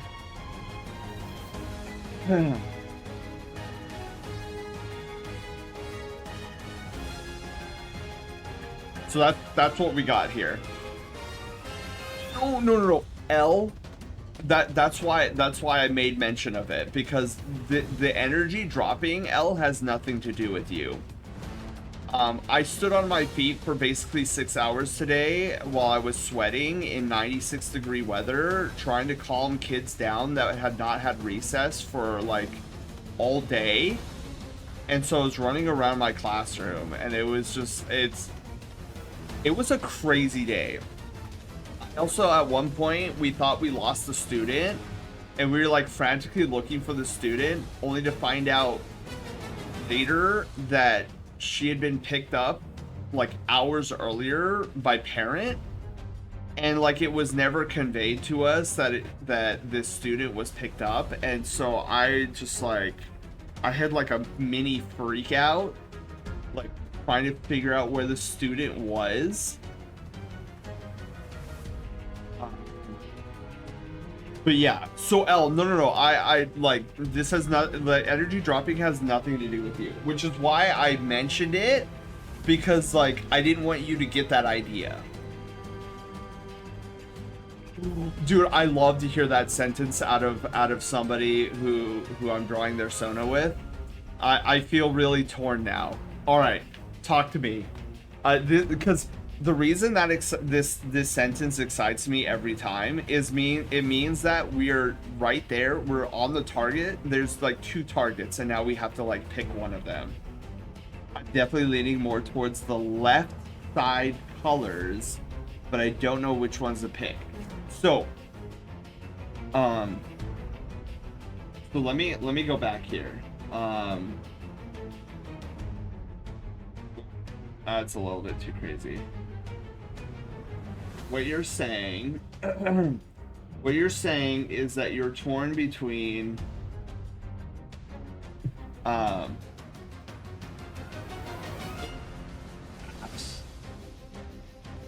crafts, the craftinator.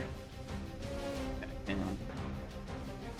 So what you're saying is that you cannot decide. Oh, am I not doing this right? Hang on. Why do they look identical? Am I doing this right? Is this on?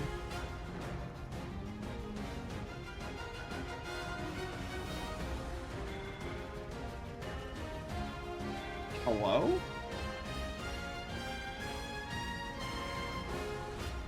Oh, there we go. There we go. I was doing it wrong. Okay, so you're saying you're torn between these 2. And mind you, they are very subtle. Very subtle, but you can still notice it. Zephyr, hi! How are you doing? Yes, those 2. Ooh! Ow! That is a very difficult choice. But I will say I'm a little biased towards one of them.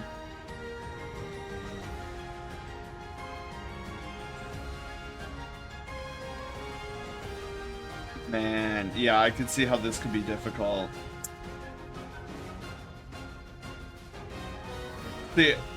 May I ask which one is you're eyeing? I'm eyeing the one on the left, which has a little bit more blue hue to it, because I'm biased towards blue.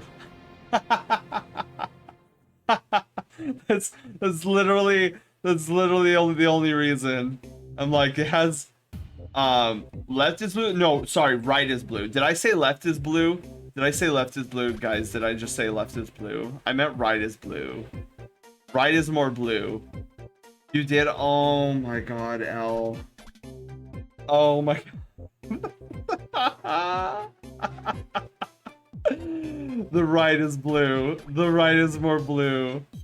Dude, what even is left and right anymore? Oh, dude, Dark, I would, and I would stamp it on my forehead if my paw beans were available. Which one looks correct? Is it the left one or is it the other left one? You know how I feel right now? Have you guys ever watched The Office? And those that haven't, I'm gonna try to explain the scene. And those that have will know the scene immediately. My brain is in such a state right now where, like, the perfect personification of it is the scene where Dwight and Michael, I forget what the whole premise was, but Dwight had like a secret message to give to Michael. They were like trying to, like, they were acting as though they were spies or something. And so Dwight says to Michael, meet me out in the parking lot. And then walk 50 paces towards the sun. And Michael goes, Okay, at what time? And Dwight says at noon. And the reason that's so funny is because if you're meeting at noon and your goal is to walk towards the sun 50 paces, the sun at noon is directly overhead. There is no direction. Literally my brain. Okay, anyways, so I see clips of The Office. Like, no, please God, no. Yeah. So, this just as a side note, something I'm realizing is that I think I like these lighter shades for the tip because the alternating light, dark pattern of the rings you've established for the tail. Yeah, and see, that's one of the reasons, L, that I immediately thought, like, let's go with a lighter powder purple, because then it would flow better with the pattern that we've defined for the tail. So I'm glad you picked up on that. That is funny. Really hard choice, but honestly, I think I'm agreeing you. I prefer the more bluish one. Yeah. Yeah. Okay, good. So here's what I'm gonna do. Now that we have like a standard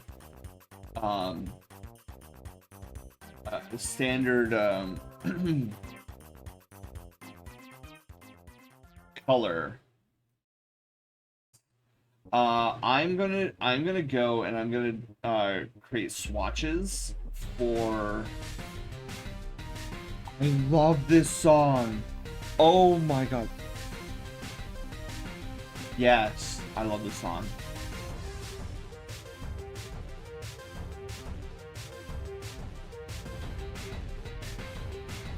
Okay.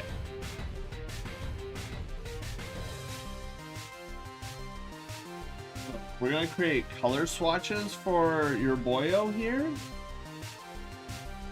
And then then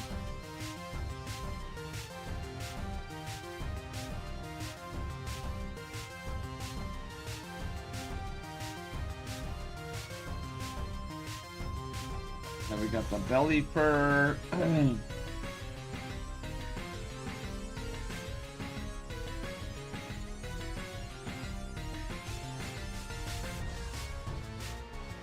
Beautiful, and then we're gonna move this last one over here.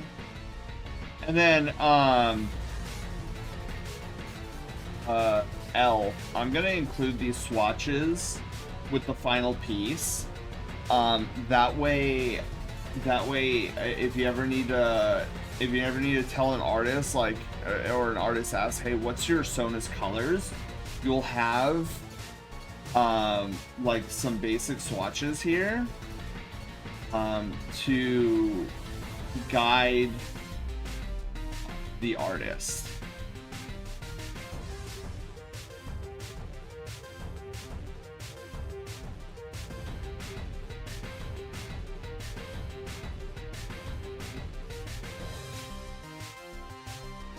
I don't know why, dude, just now, I thought it was Friday. I was like, oh, guys, no work tomorrow. Wrong! Okay, cool. So we have our swatches. Wonderful idea. Thank you. You're very welcome. Okay. So, L, before we go back to the drawing board with the coloring so that we can make this all look nice and pretty, I wanted to get your thoughts on one last thing. Oh, and we need to create the socks, obviously. So we need the socks here, just so that you can see. Now, did this for Panda's Sona, but what do you think about having like the tip of your ears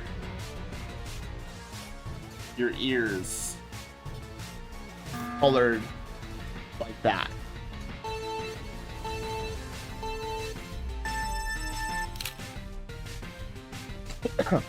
Miyako, hi! How are you doing?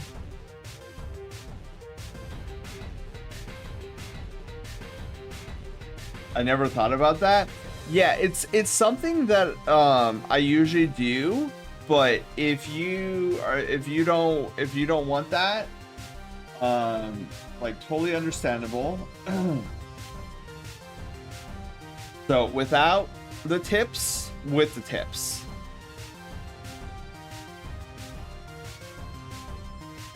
Is that a typical thing on raccoons? You know,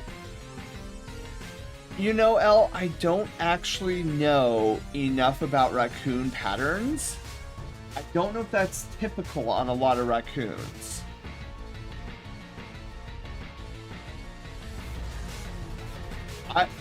I like Fuecoco just to say the name Fuecoco.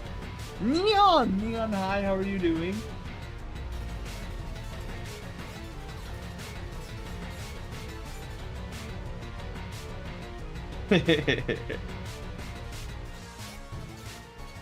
I know for the new for Pokemon Wind and Waves, I'm probably gonna go with the Fire Pomeranian. Because, like, I like that derpy face. I think it's super cute.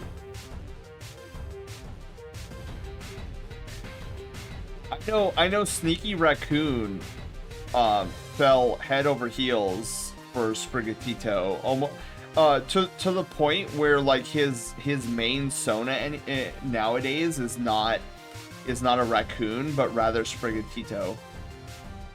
Looks, I was referencing earlier, it seems like the whole ear is dark or not darkened at all. Ooh, okay. So is that where we want to like leave it? We just leave the ears with their color.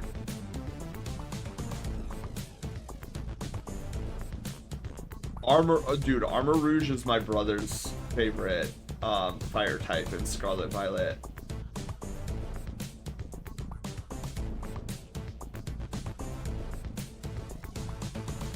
Let's see the option.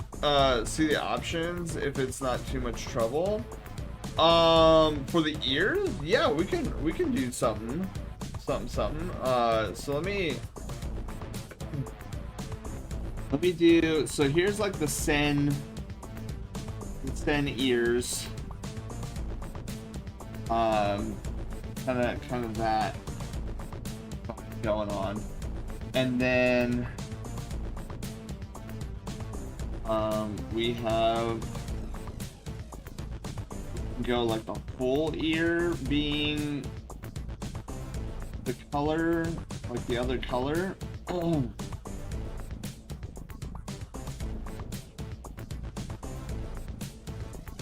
Whoops. Let's kind of fix that up a little bit. I finally did it. Oh my goodness, Crash, hello. What did you finally do? So here's kind of the options.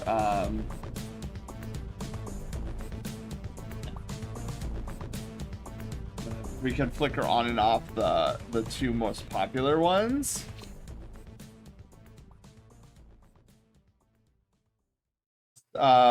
Brouts is still cute, but despite being a burb Sona and having that bias, something about the design is off for me. Oh yeah, dude, Savage, I feel that. Like Brouts didn't really vibe.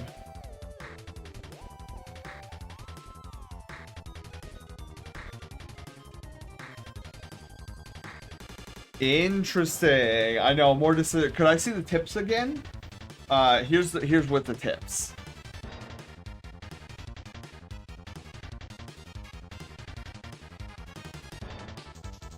This feels like a question of color balance. Like the balance of the face overall, I mean. So for this one, you feel like the color balance is off on this one because there's much more of the darker gray. Is that what I'm understanding? And then there's this one that kind of introduces it, but not like a lot. Then there's this one. In my opinion, actually, like just for me personally, I feel like all of these work in some way, shape, manner, or form.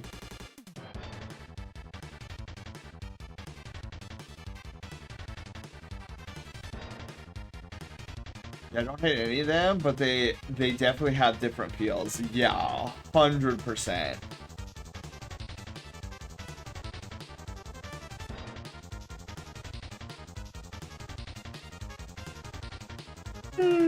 Excuse me.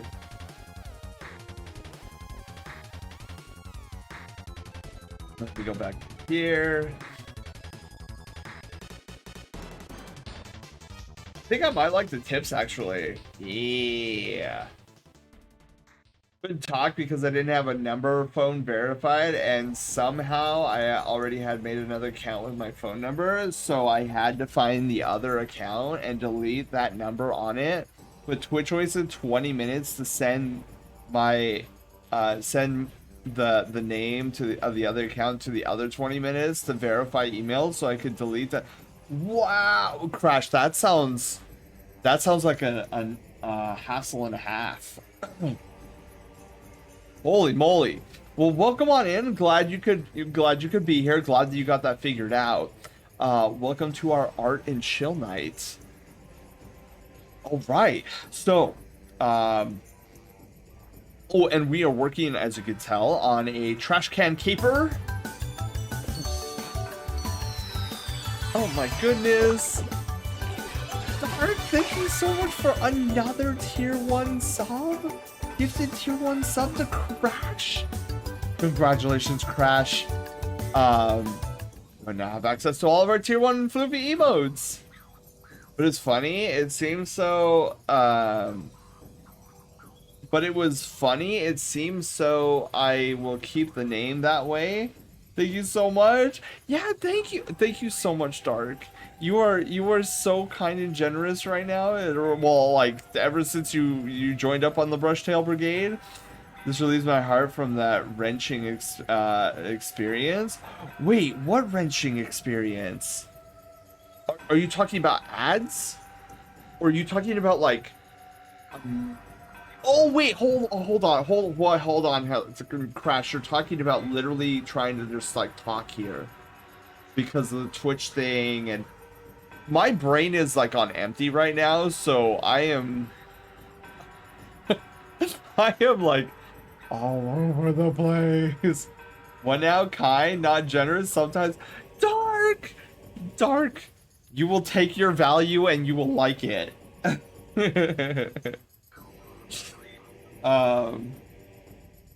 Okay, so with this, what I'm gonna do now is I'm gonna turn off the color layers completely. We're gonna start on a fresh new layer, and then we're gonna actually get the color going here. Yes, sir. Dude, I love that emote so much. My favorite meme format is the one where the two ladies are yelling at the cat who is like giving a sassy face. And so I made it into two separate emotes, and then I furryized it. Okay. Oh, to give you insight to the question from 20 years ago regarding is that a typical thing on raccoons? Normally raccoons don't have tipped ears, which is funny. Which, funny enough, Sen, that didn't cross my mind until you put them on mine. And I was like, S tier idea. Okay, so you really like the idea, Panda? I'm so glad. I got a BRB, a couple minutes. Oh yeah, absolutely BRB. I think I got all the data I need, and we're gonna go and like color this guy once and for all. Final color. Quadraxes, yeah. You know, I like a lot of the Metroid Prime music, Savage, which I have a lot of in my playlist, but my only issue is, for some reason they are just so quiet compared to the other tracks in the playlist. So I'm thinking what I need to do eventually is like go take them into Audition and normalize the volume. that they are louder than they actually are at the moment. Okay, so now that we have what we're looking for, we're gonna get started here with coloring. And this is kind of the most relaxing part of a street sketch, is just like vibing, chilling out, coloring with you guys. If any of you guys are actually doing art, I know some of you guys like to do art with me. It's a good way to practice your art. Oh, and that's speaking of practicing art. I'm like super proud of my students. Like some of them are really starting to get the idea of sketching and building on top of your sketches to make a more refined piece. And you know, a lot of times people think, oh well, third graders and fourth graders, they're just kind of dumb. Like they don't know what to do, and they're not equipped to handle like sitting down and doing more advanced art techniques. And my students are proving that theory completely incorrect. Like I have a particular student right now. He's a third grader, and I was actually helping him recently he wanted to do a homemade card for one of his parents, I think it was. But he was adamant. He was like, Mr. Sen, can you help teach me how to draw a beach scene? Like he wanted to do a beach layout. And so I had done a beach layout before. And so I told him, oh yeah, dude, I could totally help you.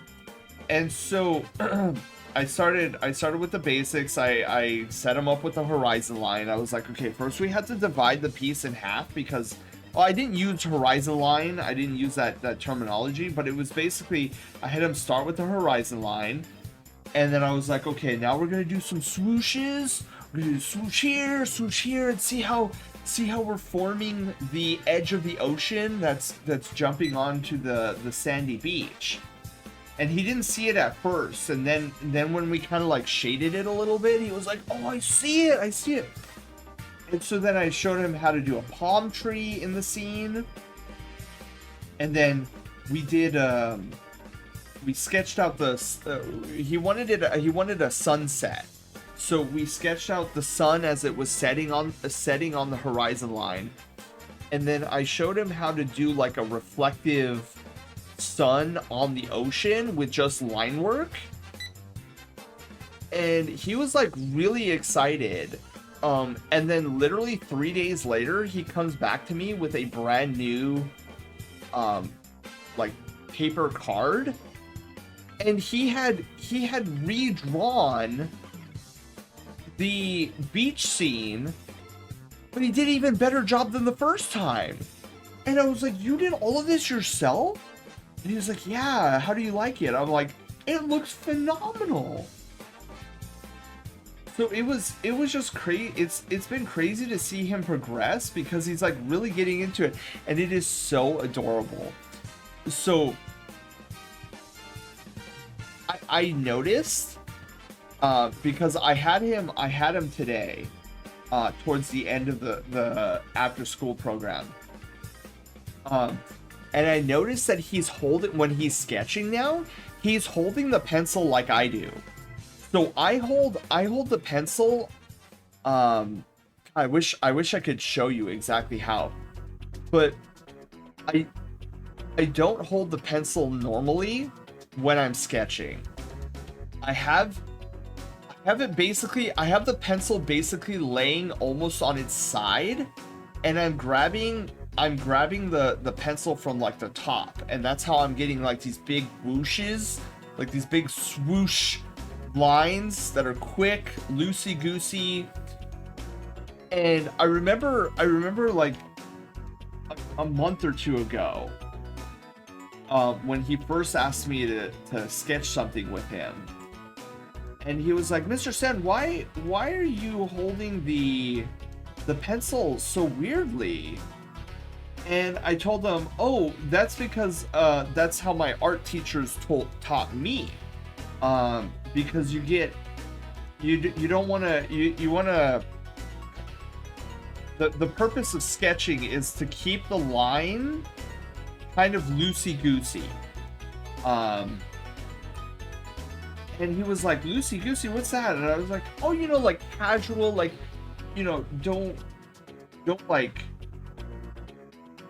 become so focused on the line that you're like barely moving forward. Like you don't want to do this. Like, oh man, I'm trying to get a perfect line. Oh, I'm trying to get a perfect. Oh no, I'm gonna. And it's like, and then you get too focused. By holding the pencil the way I do, that my art instructors taught me at university, is like it gives you access to create these quick swooshes that ultimately look better than if you're like, okay, I'm doing it. Yeah, I'm doing it. Yeah, look. Oh my goodness. And see how like jittery it becomes, as compared to like the swift swoosh, as I call it. And so now, like today, I was watching him sketch because he was one of my last students in the classroom before his parents picked him up. And he was holding it exactly like I was holding it, like how I'd been holding it and how I was taught how to hold the pencil when I'm sketching. And I'm just like, oh my god, that's so cute.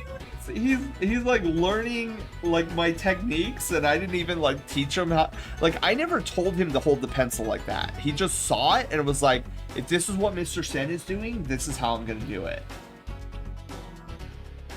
And like the biggest thing, the thing I'm most proud of about some of my third grade sketchers now, which I should back up. So the reason I have a contingent of third grade and fourth grade students who are now into sketching is because every Friday, I host a thing that I call Fun Friday.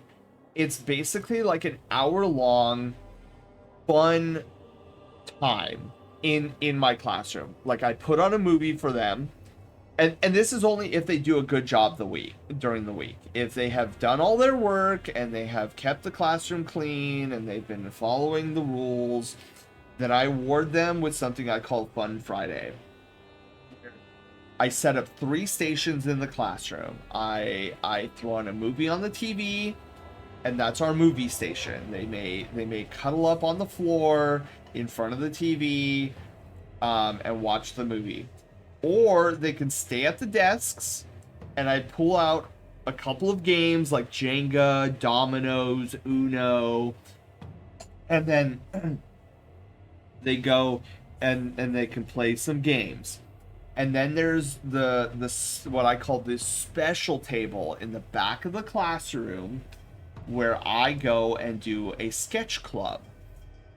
Where we either draw furry, not furries, in terms of like, I always tell them, oh, did you guys want to draw my Fox character? Like, because that's how sketch club started. They saw me on these Fun Fridays sketching my Sona, and they're like, Mr. Sin, what is that? Oh, how are you drawing so good? And I was like, did you want to learn how to draw it?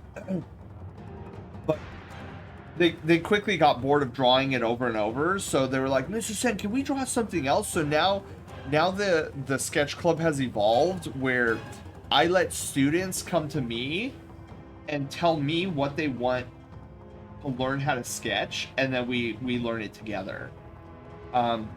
So for example, tomorrow my third graders want to learn how to draw Cat in the Hat. So we're gonna do a sketch club tomorrow where we're drawing the Cat in the Hat. But it is crazy the amount of information that they are retaining when I'm teaching them how to sketch, because like one of the first things that I taught them about sketching is the idea of drawing through your drawing. And they're like, Mr. Sen, I don't know, what do you mean by that? And so for example here, so and I've taught you guys this too, the idea of drawing through your sketch So for example, El Sona here.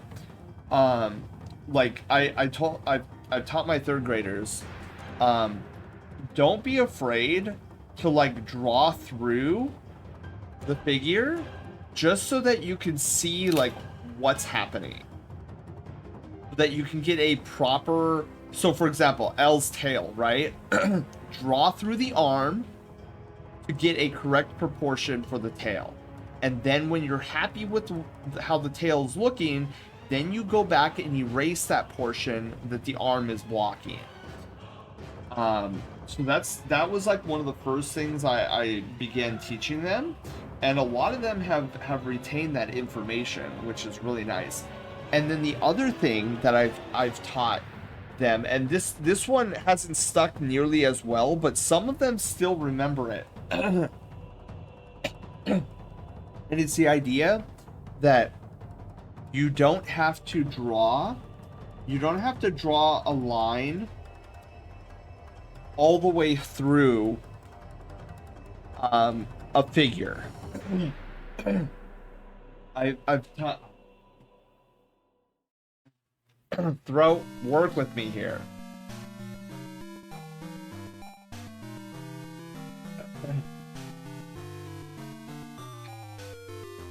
First rule about Sketch Club: don't talk about Sketch Club.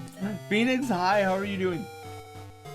So this concept is a little bit difficult for my third graders still, but I constantly reinforce the idea of like, you don't need to always draw a line through to completion to get the effect you're looking for.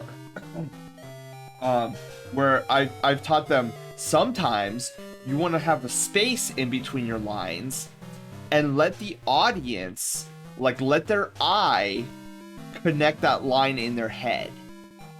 And you'll notice that your drawing feels a lot smoother and flows a lot better than if you connected the line. Now, my fourth graders grasp the concept a little bit better than my third graders, because I think that concept's a little bit too high for them. But again, some of them understood at least a little bit about that second concept, because I'm starting to seeing that with some of their sketching that it's not as vigorous with the line work.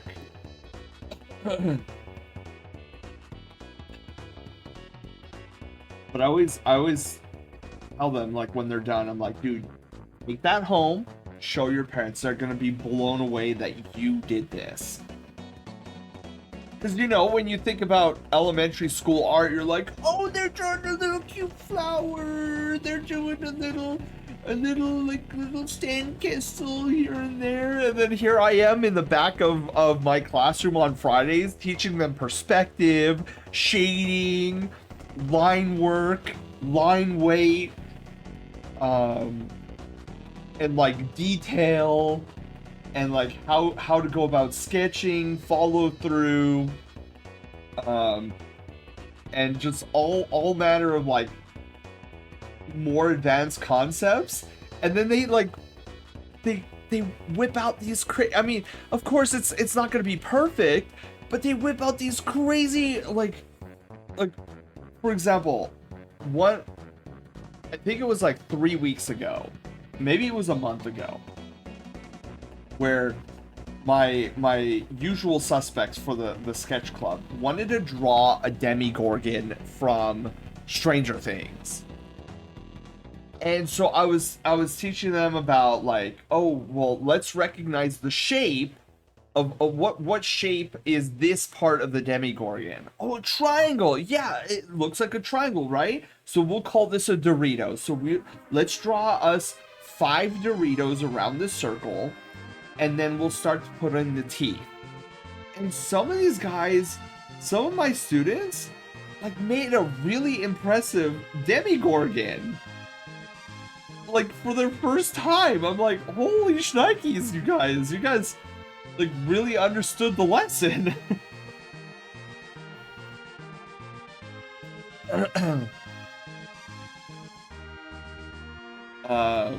Sen training the next generation of artists. I know, right?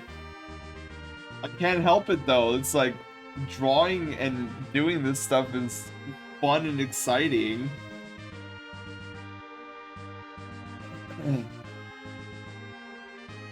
Okay, so we have the primary color in. Happen.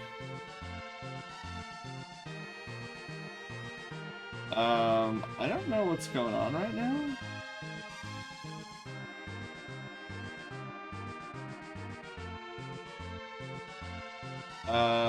Why is this stuck?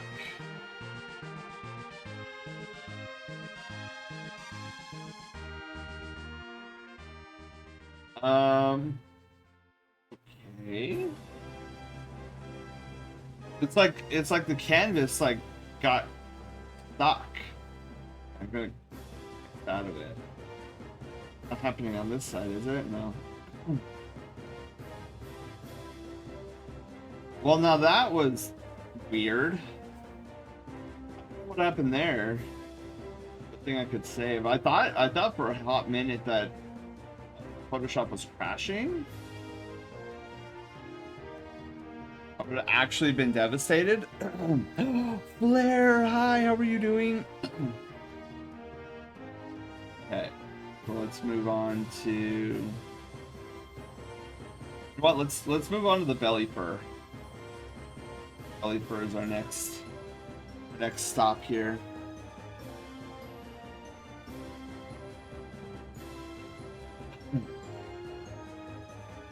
Hey, peeps, gotta sleep sadly. My eyes are getting droopy. I don't blame you, Dark. I am definitely gonna be heading off after. Well, we're gonna finish this. We're gonna see where we're at. Because generally I like to go till 11 my time, 11 p.m. my time. Before we call it quits. Right now it's 10:20. So what I'm thinking is we'll get this piece done, we'll ship it out to L, and then maybe we just start doodling on the Project Loaf stuff. I would like at least to doodle some of my ideas out. Then I will explain. Oh, and then Panda, I want, not now because it does pertain to Project Loaf, but I had this idea right before stream, and I need to get your opinion on it because I don't want it.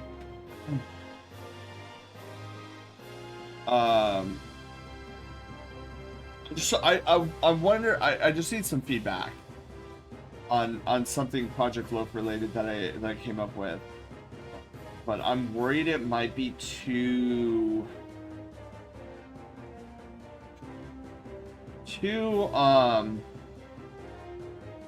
extreme is not the word I'm looking for, but it's the only word that's coming to my brain space at the moment. And you're usually a good judge on stuff like that that I'm thinking about. So I want to get your feedback and see if what I'm thinking of doing for a section of Project Loaf will be too extreme. What do you need my feedback for? Because you're a good judge of things. I value your opinion because a lot of times you have an insight and clairvoyance of stuff that I find valuable.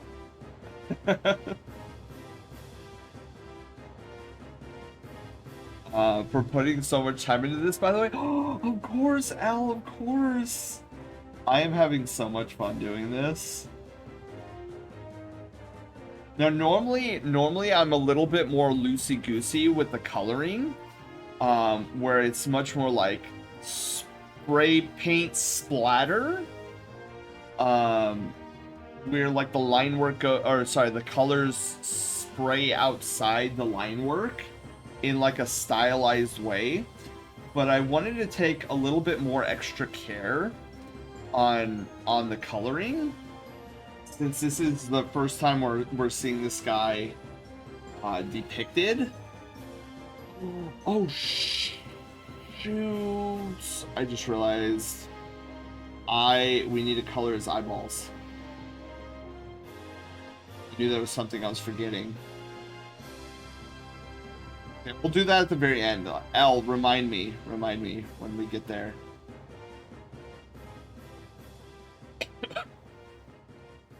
There's a Love Thing preview in your Telegram. Oh, okay, cool. I'm super excited. So in case anybody's wondering, I have gathered together a small team of developers to help me with Project Loaf. And Taylor here is actually one of those developers, and so I'm super excited. So people that I have in recruitment is as developers for Project Loaf. I have Taylor here. I have Lance Timberwolf. I have Kenshio Luma, who is an amazing music designer. And then I'm hoping Diffuse Moose will be available to help me as with something. I need some of his talents if he's willing to if he's willing to devote just a little bit of time. I can commission. But I know Moosey is a very busy person, so I don't know yet. I think he said yes at one point, but that was like really early on, and so I don't know if that's still the case. Make sure.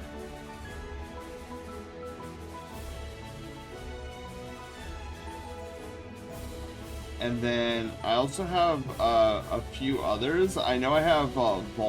Volp has been helping me with some stuff with Project Low. I mean, you could see what he's been helping me with in the Discord even. Who else? There's somebody there. I know there's somebody else who is helping me. Yeah, those are the ones that I know for sure right now. Minus Moosey. I want to get a reconfirm, because like I asked him about it like a year ago and he said yes, and like if he's still got time, I would love grab his talent for this.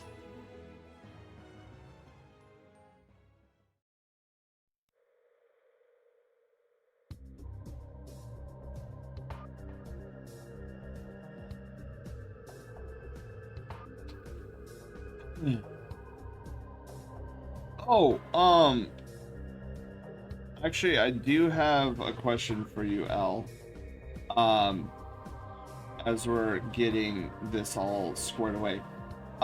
His eyebrows. Should I go with a darker set of eyebrows, or do you think they should be the same?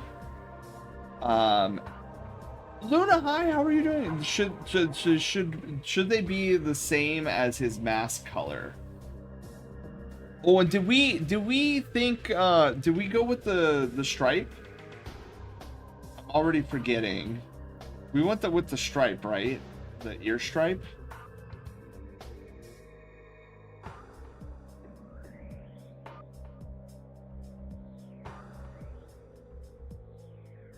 Oh, cool. Yeah, Savage, have I talked to you about Project Loaf? Like, have you ever been around whenever I'm talking about it?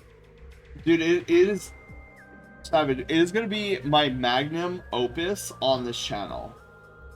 It is going to be the culmination of everything I know about content creation rolled into one giant event. I am so hyped for it.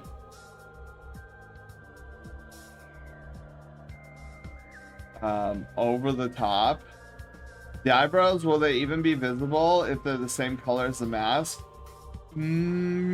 Probably not. Maybe. Project Loaf is just codename for sourdough bread. Gato, hi. How are you doing? Elle, what would you think? What would you think about having like maybe a darker gray set of eyebrows? And then we could add it to the swatches.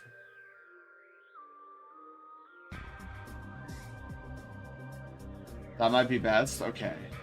And I'm thinking whatever darker color we choose, that we do the same for the nose, because I think the nose would benefit from just had a 2 a.m. shower. Feels good. Ooh, that does sound delightful. Okay. Yeah. All our legs has been taking baking classes in his free time. Oh man, you know, something though does worry me about Project Loaf. And I want to be transparent, because Panda said something to me like a long time ago, and it's always resonated with me. It was something like, why are you putting like these arbitrary dates on Project Loaf? Like, make this thing pop, and it doesn't matter to the Brushtail Brigade or myself when you release it, just as long as it's your usual like Sen like touch to it, or something along those lines. And he's absolutely right, and I keep trying to push a release date on this thing, right? And like me, I'm so driven to release it this December. I am so determined. But I cannot reasonably, at this stage of the game, I cannot reasonably and confidently say that it is definitely coming out this December. But that is at least the goal. If I feel like it is under quality, and if it feels like I'm rushing and I'm no longer having fun because I'm pushing myself too hard, then I am going to take the advice that both Panda and myself have given me, and that is, release it when it's ready. Because all the developers that I have contracted is, I don't know, commissioned? Probably commission is more appropriate. All the developers I've commissioned, I've given them one strict rule. If it's got to be fun for the developer. Like I am trying to commission these people, these artists, and these talented individuals. And every time I do, I tell them fun is at the heart of this. I want you guys to go wild. I give you guys some boundaries, but I want ultimately, like, once I tell you the scenario, like, I want you to run with it. And so far, everybody has done it, and they have told me after they have completed the work that it's like one of the most refreshing and fun commissions that they've worked on. And I'm like, yes, this is the heart. This is what Project Loaf is supposed to be. It's supposed to be a fun event that I'm building specifically for you guys. And if my team is not having fun creating what I'm requesting and commissioning, then that's going to be reflective ultimately at the end when we go through this month-long event. So I have to remember that I myself am a developer in this team, and if that is my one rule, is that the developers need to be having fun when creating this, I need to take that one rule into account as well. And not like time crunch myself, because I also have to remember that I am working full time and that I am also streaming and trying to develop this giant game. You know, I have to keep in mind I'm human. So again, my ultimate goal is to release it and we have fun this December. However, I will keep you guys posted. Just know that there have been pretty significant breakthroughs in the past month and a half, and things are cooking. Things are cooking, and I'm just chugging away. I'll definitely go hog wild during the art streams, though. I hope you realize that you are that we're also meant to be looking at your stream and the game you're playing. Wait, Gato, I think I've missed it. It'll take however long it takes. Yes. It's true having deadlines can be a good motivator, but it also it doesn't do you any good to stress yourself. Yeah. So far, Zelda, the deadline has not been stressing me out too much. Like, it's been very manageable, and it's kind of just like at a back burner thing, kind of just like a nagging thing in the back of my brain. But if I can't get the game to where I want it to be, with that typical Sen polish, like that over-the-top polish, then I'm not going to release it until it is absolutely stellar. But yeah, I'm excited. It's going well so far. And then I'm getting to the point where I'm realizing that my biggest stressors, which is the Fantastic Five, as I'm calling it, like the Fantastic Five is almost done, which is crazy to think about. Where I'm already working on number 4, like I was mentioning earlier in the stream. And then number 3, the logic, the battle engine logic of number 3 is already like done? Onion rings? And I gotta, all I have to do really is like hook up the visuals to it, and then it's fully good to go. And then for Fantastic number 4, like I was mentioning on Monday's stream, Fantastic number 4 is not a technical powerhouse like Fantastic number 3 was. It's actually it's very little technicality in all honesty. Like the what I have to do in Sammy is very simplistic for Fantastic number 4. The only problem is it's time consuming. So, like I was mentioning on Monday's stream with the guild cards and how the guild card project was supposed to only take a a weekend to do and implement, because I had this crazy idea to have your Pokemon sprite, like your Pokemon partner sprite on your guild card. I had to like take a text file and write the names of every single Pokemon, all 1,190 something Pokemon, in a text file.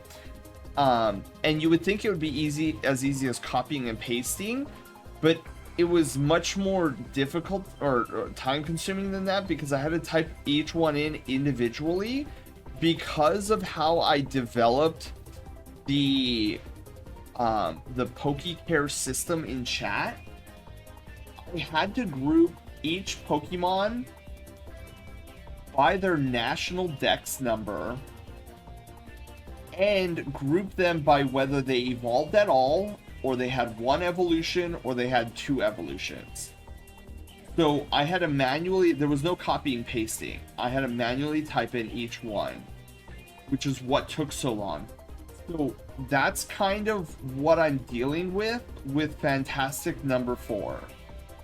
Is that it's not technical, but it does require a lot of like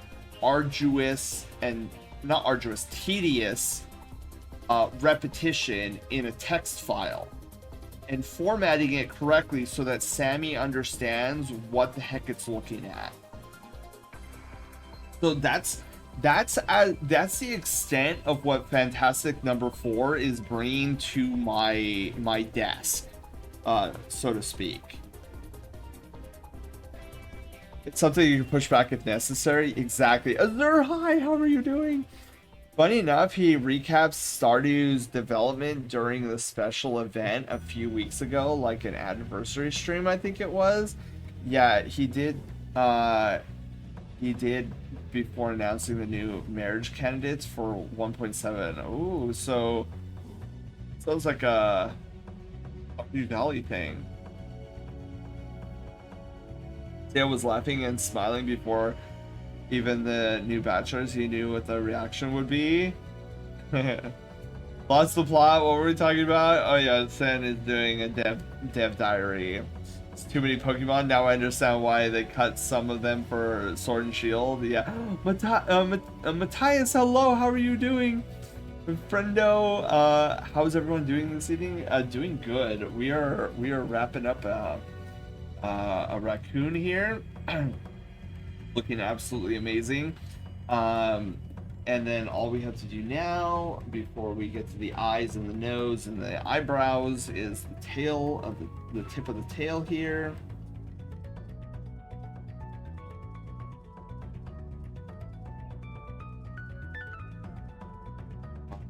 This is so good.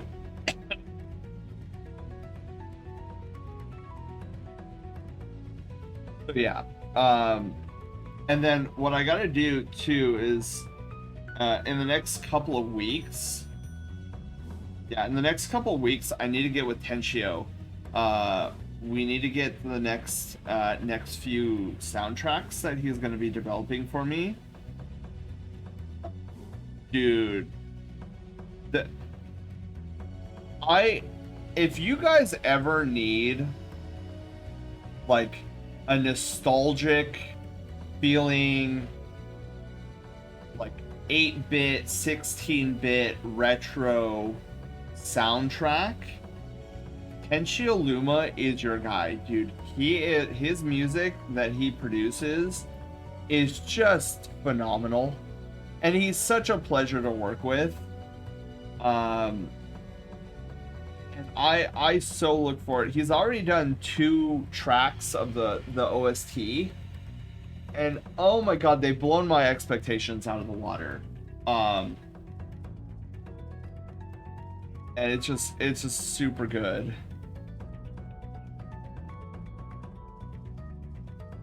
So there's that. Okay, so L. Here's what I'm thinking. I'll do this on a separate layer, just be on the safe side. So why don't we do like a darker color?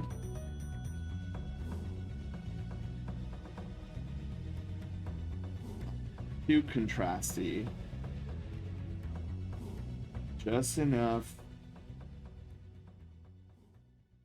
There's variation. Oh my god, savage. It's Mega Man X. Let's go. Okay. L, if you're still around, how does this look for you? The eyebrows.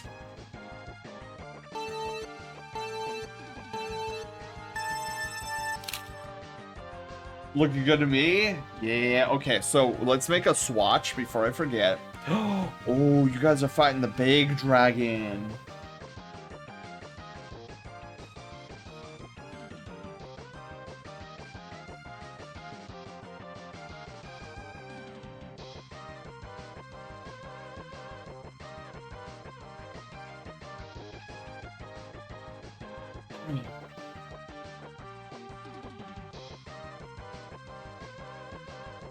Okay, and then one last thing we need to do.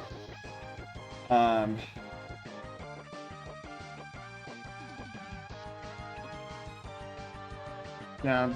Okay. So one last thing I want to do is we're going to go back to the sketch layer. We're going to duplicate the sketch layer. We're going to save before I go any further. We're going to turn off the original sketch layer. Oh no. What we do is we're going to keep the original sketch layer on, but just lower the opacity. And then we're going to go to our copy. We're going to erase the pupil.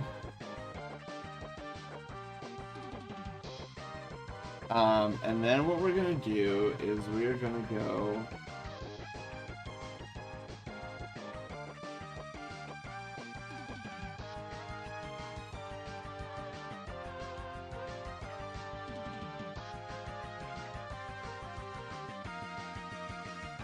Oh, I can use that. I can use that. That is a... Oh, wait. Yes. Look at it. I want you all to look at it. Okay. Where's my mouse?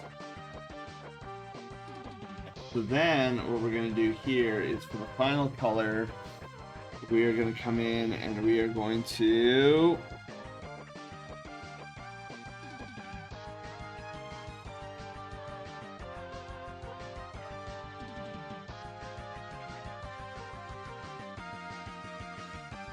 All right, boom.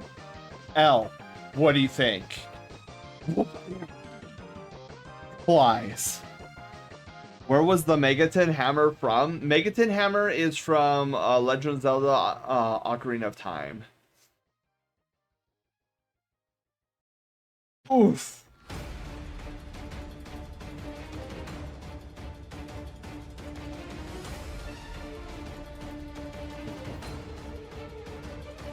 That's what you were going for? Yes. I wasn't sure what you were planning when you said you would color the eyes.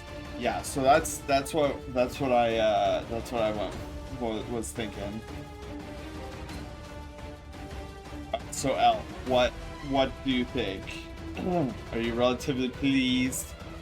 I want to make sure that everything looks good before we conclude. I do apologize to you guys. I know I was gonna try to get to maybe with some doodling with Project Loke stuff with you guys, but we are almost out of time. So we'll just have to when we get more caught up with the queue, the art queue, we'll have some time to do some sketching for Project Look stuff. Yes, also, you guys, for those who joined later, and I think Haywire's been posting this throughout the stream, but we are doing an art raffle tonight for last month's art raffle tickets that we collected. So, ! raffle in the chats. Doing some leg stretches, which is why my model's head is not moving. That looks fine to me. Yeah. Oh my goodness. And now your boyo is alive. It is no longer just words on a descriptive sheet. Now you can see him, visualize. Oh wait, hold on. I'm forgetting. Getting a part of the tail. God, I'm forgetting a part of the tail. Hello?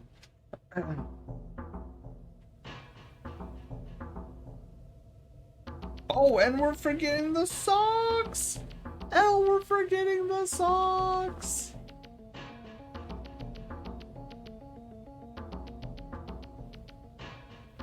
In this style? Yeah. Okay, so hang on. We need...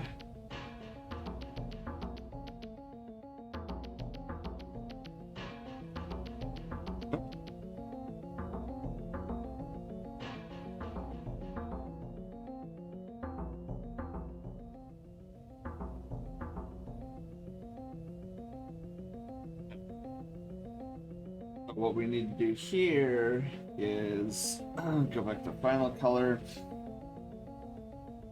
We just need to this, and then we also need the socks. Whoops.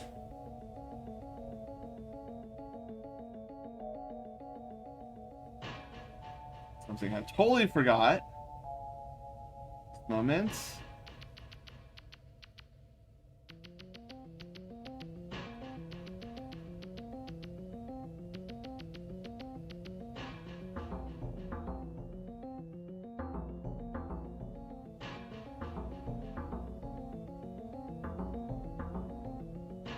Beautiful. All right, there we go. So that is a wrap for tonight. So while we get this care package all set up for L, you guys exclamation mark raffle in the chat. Get your name in. We will be drawing the name of the winner here shortly. And then over the weekend, ding. What's the ding? What? Wait, what? The socks? Hold up. Wait, what's happening? Wait, what?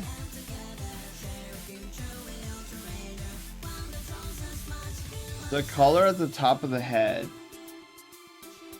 Oh, did I not?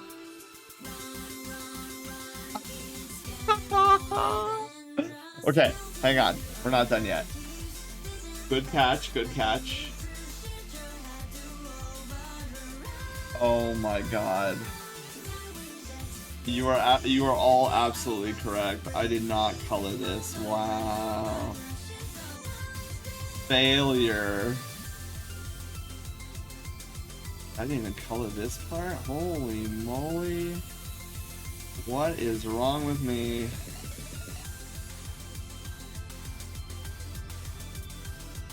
Good catch, good catch. We're not done yet. Okay, but even still though, go ahead and get exclamation mark raffle if you guys have not put your name into the hat. The winner will be decided shortly. Then and then if you guys are if the winner is in the Discord server, you will see an at message in the Discord server sometime this weekend. It'll be Haywire. Haywire will be requesting some basic information about who I'm drawing. So like if you have a ref sheet or just like a description, I'm gonna need those. Then she will request that information, and you'll go into the art queue, and then I will be working on your piece on stream. Now, I believe I have 2 people in the queue presently. Need to double check that. I know Ken is one of them. Ken is definitely one of them. I think there's also like one more that I'll be working on. And then of course tonight, whoever tonight's winner is, that'll be number 3. And then once we get caught up with the queue, I'll be devoting Art and Chill to Project Loaf stuff.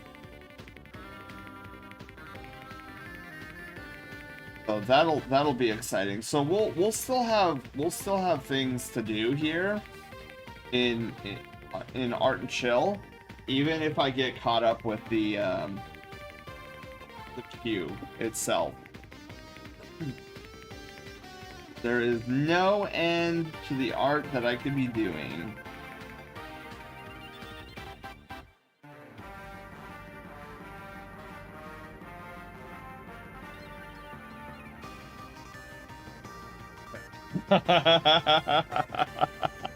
All right, there we go.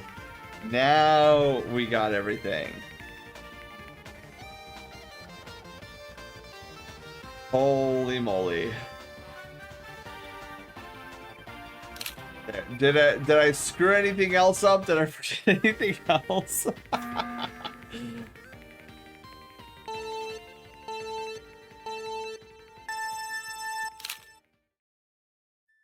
Yeah, alright, so now let's get this squared away.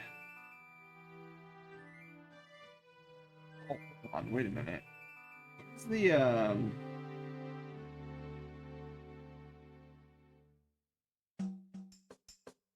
the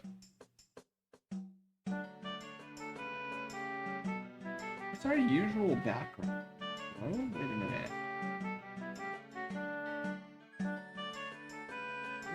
I think I'm missing something here. Hang on, you guys.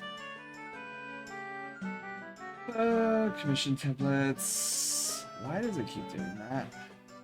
In the large icon. Oh, that's why. I opened the. I used the wrong canvas. Oh.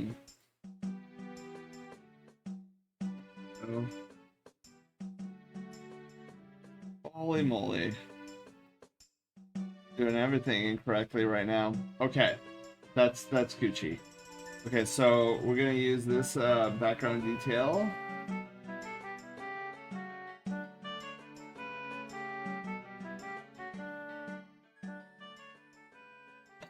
Just for a little bit of stylization here.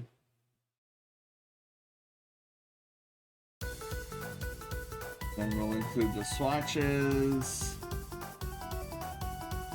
There we go. Yeah. Okay. Perfect. And we will save. Export. Please don't take me to low quest thing. Thank you. Like, please. We already got enough Love Quest spoilers.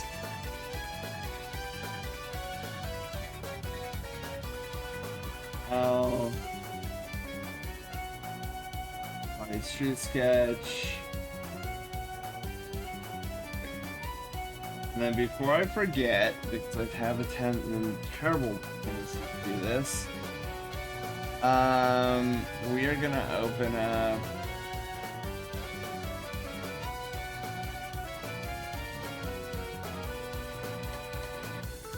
Okay. Holy moly. How it looks like a wrap, exactly. We're gonna compress the zip file. And we're gonna call this care package. Alright, so let me head on over to you, Mr. L. So L, I'm sending you the care package over Discord. Care package incoming. Woo! Alright. There we go. Care package has been applied.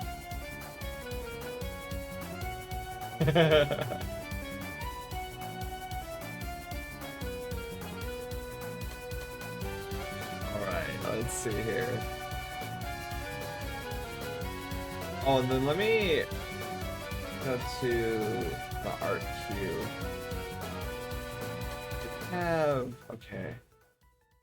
So I'm gonna try doing this on stream, which I've never done before, which has me mildly concerned. But hey, if Haywire blows up, she blows up, right? Thank you so much, of course, Elle. I hope you enjoy. I had a lot of fun working on this guy. He looks great. I like this guy.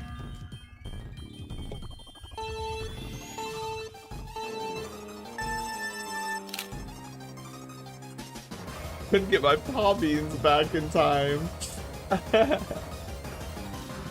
Oh my goodness. Okay, where are my paw beans? There we are. Everyone who helped me with the feedback, ideas, corrections, etc. Yeah. See, that's what the Brushtail Brigade is all about. It's supporting one another, growing, becoming better, being supportive. And then, of course, being supportive, including like correcting oopsies that they may occur here, because that is part of the Brushtail Brigade journey and adventure. Is we make the oopsies, we learn from the oopsies, we correct the oopsies, so that we can become better in the following days and weeks. And what's the thing what's the phrase I'm looking for? We improve a little bit day by day. There we go. Okay, so this is your guys' last chance exclamation mark raffle in the chat. We are going to draw a winner here just in a moment. I'm gonna like scoot back really quickly because now that it is cooling off, and it doesn't be blasting me anymore. Oof, and now I'm rolling back. Rolling. Alright, last chance. I'm gonna be drawing a raffle winner here. Last chance, exclamation mark, raffle. We'll draw in about 30 seconds here. Drawing in 30 seconds. Ningo, hi! How are you doing? Ningo, how is Marathon treating you? And then what runner are you playing? All right. 4 seconds. 3, 2, 1. Bam. All right, we're gonna pick a winner. Let's go! Exclamation mark winner. I have to type this in. Zephyr, congratulations!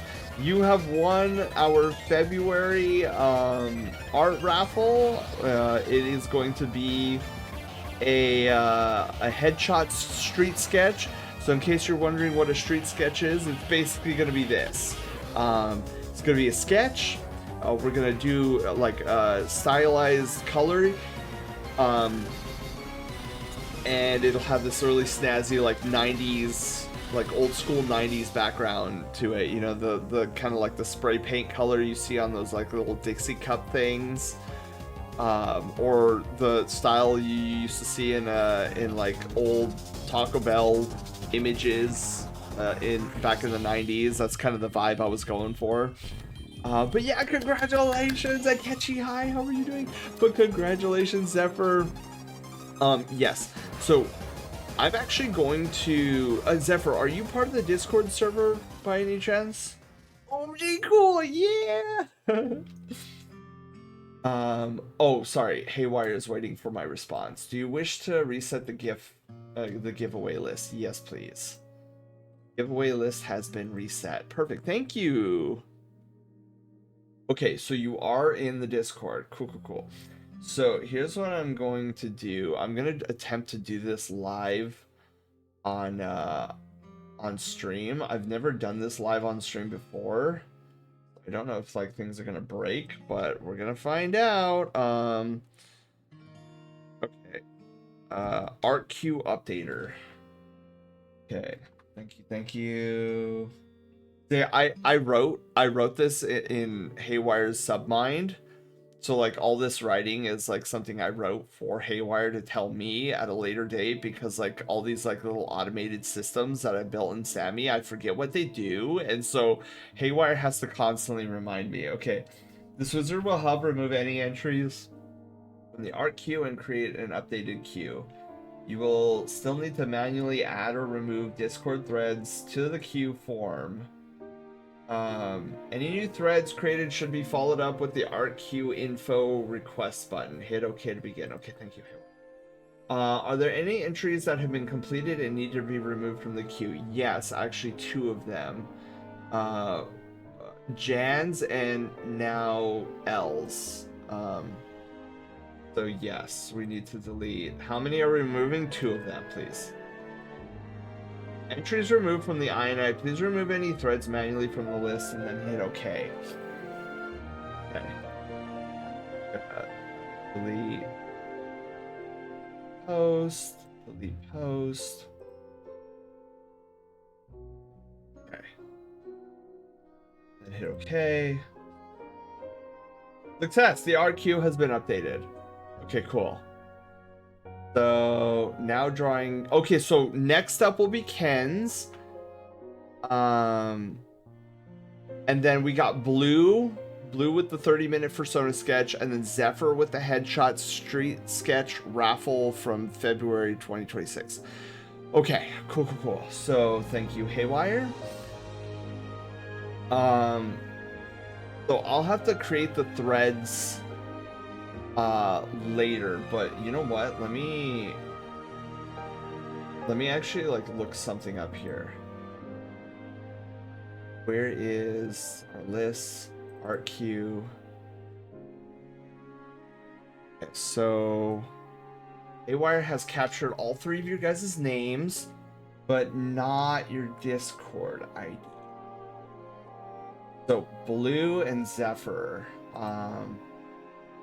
you guys are in the Discord server.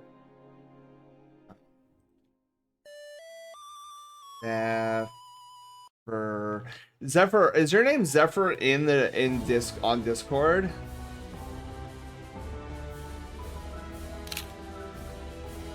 And then Blue. I need Blue the Lucariarch. Wait, is it Blue? Wait, hold on. Is it Blue the Lucariarch? Whoa, hang on. Oh yeah, it is. 30-minute Persona sketch. Blue. Oh my goodness. It is? Okay. So I just don't know how to use my own Discord, apparently.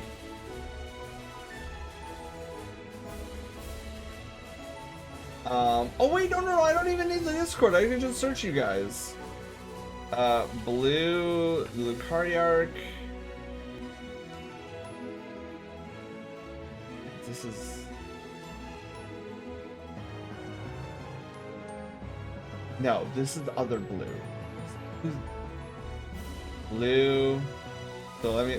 Blue...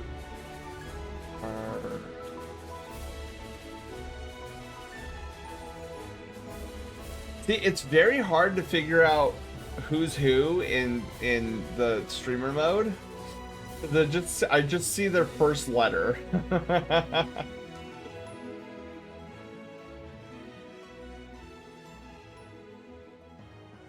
I'm not crazy, right?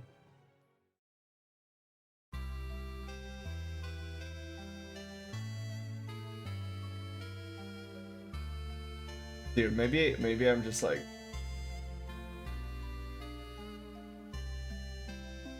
Oh no, I am crazy actually. This is Blue. Okay. So let me copy ID there and then paste it here. Okay. And then Zephyr. Zephyr, have we ever chatted before? Zephyr. Oh, I'm Totally botching the spelling of your name. Okay. Oh my god, why are there so many Zephyrs that are appearing? Ah!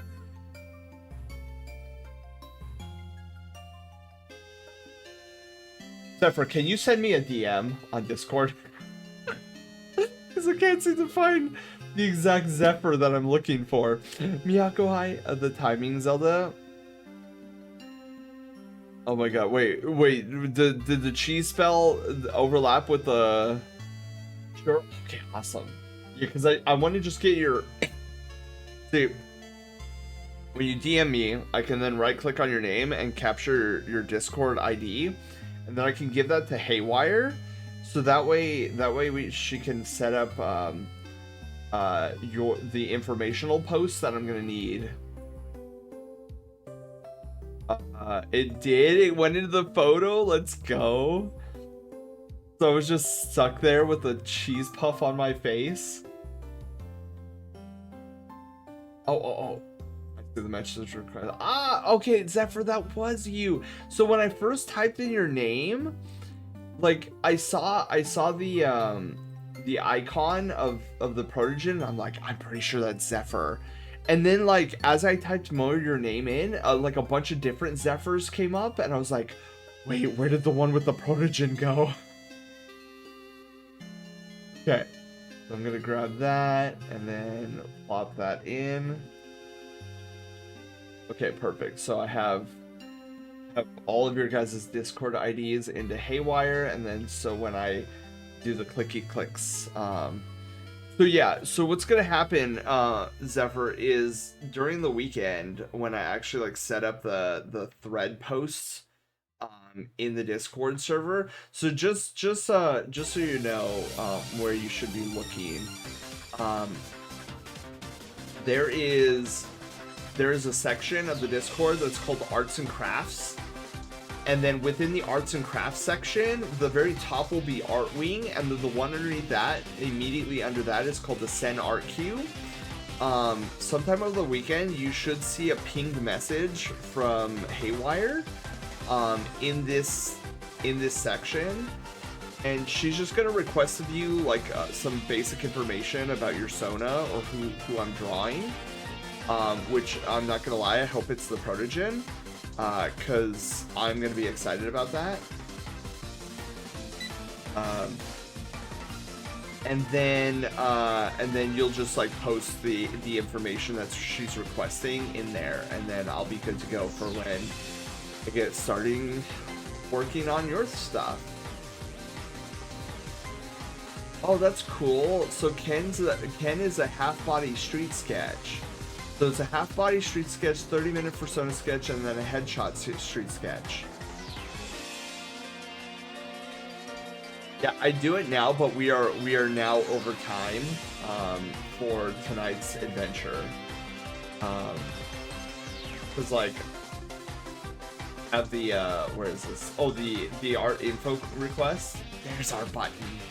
So I press this button, and then she sets up the thing. But I need to set up the Discord threads first before that button even works. Dude, you know how exhausted I am? I actually almost shut down Haywire's Sammy Submind, which would have broke everything. Longer stream. Well, we'll get a slightly longer stream tomorrow, because usually Fridays I tend to try to go for 4 hours on Mondays and Fridays, but on Fridays I tend to be a little lax on it, so we usually wind up going like 5.5 hours. So yeah, Mondays are I try to be pretty strict on the time, 4 hours, and then we have to get off. Thursdays I try to be strict about 3 hours and then having to get off, but I tend to be lax. I'm like, 3.5 hours, no big deal. And then Friday is like, who cares? Oh my goodness, do it. Nah, dude, I gotta get off to bed. I am falling asleep in my chair. But anyways, that was a fun, exciting adventure tonight. Look at this boy, oh, look at him. Dude, L, thank you so much for giving me the opportunity to be the first artist to bring your Sona to life. What should I link to credit you when sharing the piece? It's a great question. I guess just my @ name, L, at Senior Crouch. Cause I mean, I'm at Senior Crouch on Twitter. I'm like at Senior Crouch at Blue Sky or .Blue Sky on Blue Sky or whatever it is. And then I'm Senior Crouch here on Twitch. So yeah, yeah, that should be fine. Just the at Senior Crouch. Oh, yeah, I guess Volf, that's not a bad idea. So like if you're looking more specifically for a link, L, then probably my link tree, like what Volf just had Haywire post in the Discord, or I mean the Discord. Oh my god, the chat, the chat. Thank you so much for the 18 biddies. I'm gonna get one last swig of water. But yeah, but if you're just looking for like a name to credit, L, just at Senior Crouch, like that. Keep it simple. Don't give yourself a headache. But if you are looking for a link, then probably I would say the link tree, because that kind of has all of my socials, which I think I need to update. I don't remember. Words are hard. Yes, words are hard. Okay. Anyways, we gotta wrap this adventure up tonight. Let's go see who is on. Oh, dude, I was just talking about Tenshio, and Tenshio is doing music tonight. All right, you guys, that'll be our raid target for the night. Is we're gonna go into Tenshio's stream. He is actually working on a piece. Oh, so beautiful. Oh my, I can't tell if this is an original piece or not. But I love his work to death. Yeah, he's done 2 pieces for Fantastic #1, and now I need him to do another piece, another couple of pieces for Fantastic #2. I'm so looking forward to it. Okay, so let's get this party set up. We're gonna have a follow Mayonnaise. Oh my god, low fat mayonnaise. Dude, that is a great name. Mayonnaise, thank you so much for the follow. Welcome to the Brushtail Brigade, and congratulations, you are our newest Brushtail adventurer. Welcome aboard. Even though we are closing down shop for the evening, I will be back tomorrow for Final Fantasy VII Rebirth. We're gonna get into some heavy story tomorrow. I'm super excited. We're gonna hit the ground running. I think we're all caught up with the Chadley stuff too. So yeah, we're gonna kick it off tomorrow with some more story stuff at Cosmo Canyon. I'm looking forward to it for the time being though. Let's go over and say hi to our good friend and LoveQuest composer. Not LoveQuest composer, Project Love composer, Tenshio Luma. So let's set up this raid. Where is my ending setup? Here we go. Please place the Twitch URL of the raid target. Absolutely, Haywire. There you go. Oh, which one should we go with? Oh wait, hold on. It's Art and Chill. We're gonna do send notes. Always send notes on Art and Chill. World premiere.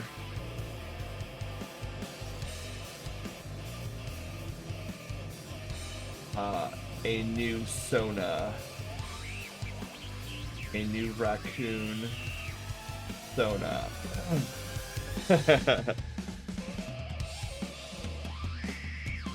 All right, I think that'll be our raid message for the evening. There we go. And thanks again for bringing my rack to life. Absolutely. Dude, Al, you have no idea how excited I am. And I am so grateful I was the one who was able to bring it to life for the first time ever. Oh, world premiere. All right, you guys. So if you don't have our emotes, feel free to use the second global one. Until we see each other again tomorrow, you have a wonderful night, an amazing start to your Pizza Friday, and I shall catch you guys for the start of the weekend tomorrow. Have a wonderful night, you guys. Love you all. Sleep well. I gotta press the button. Sitting here like, what?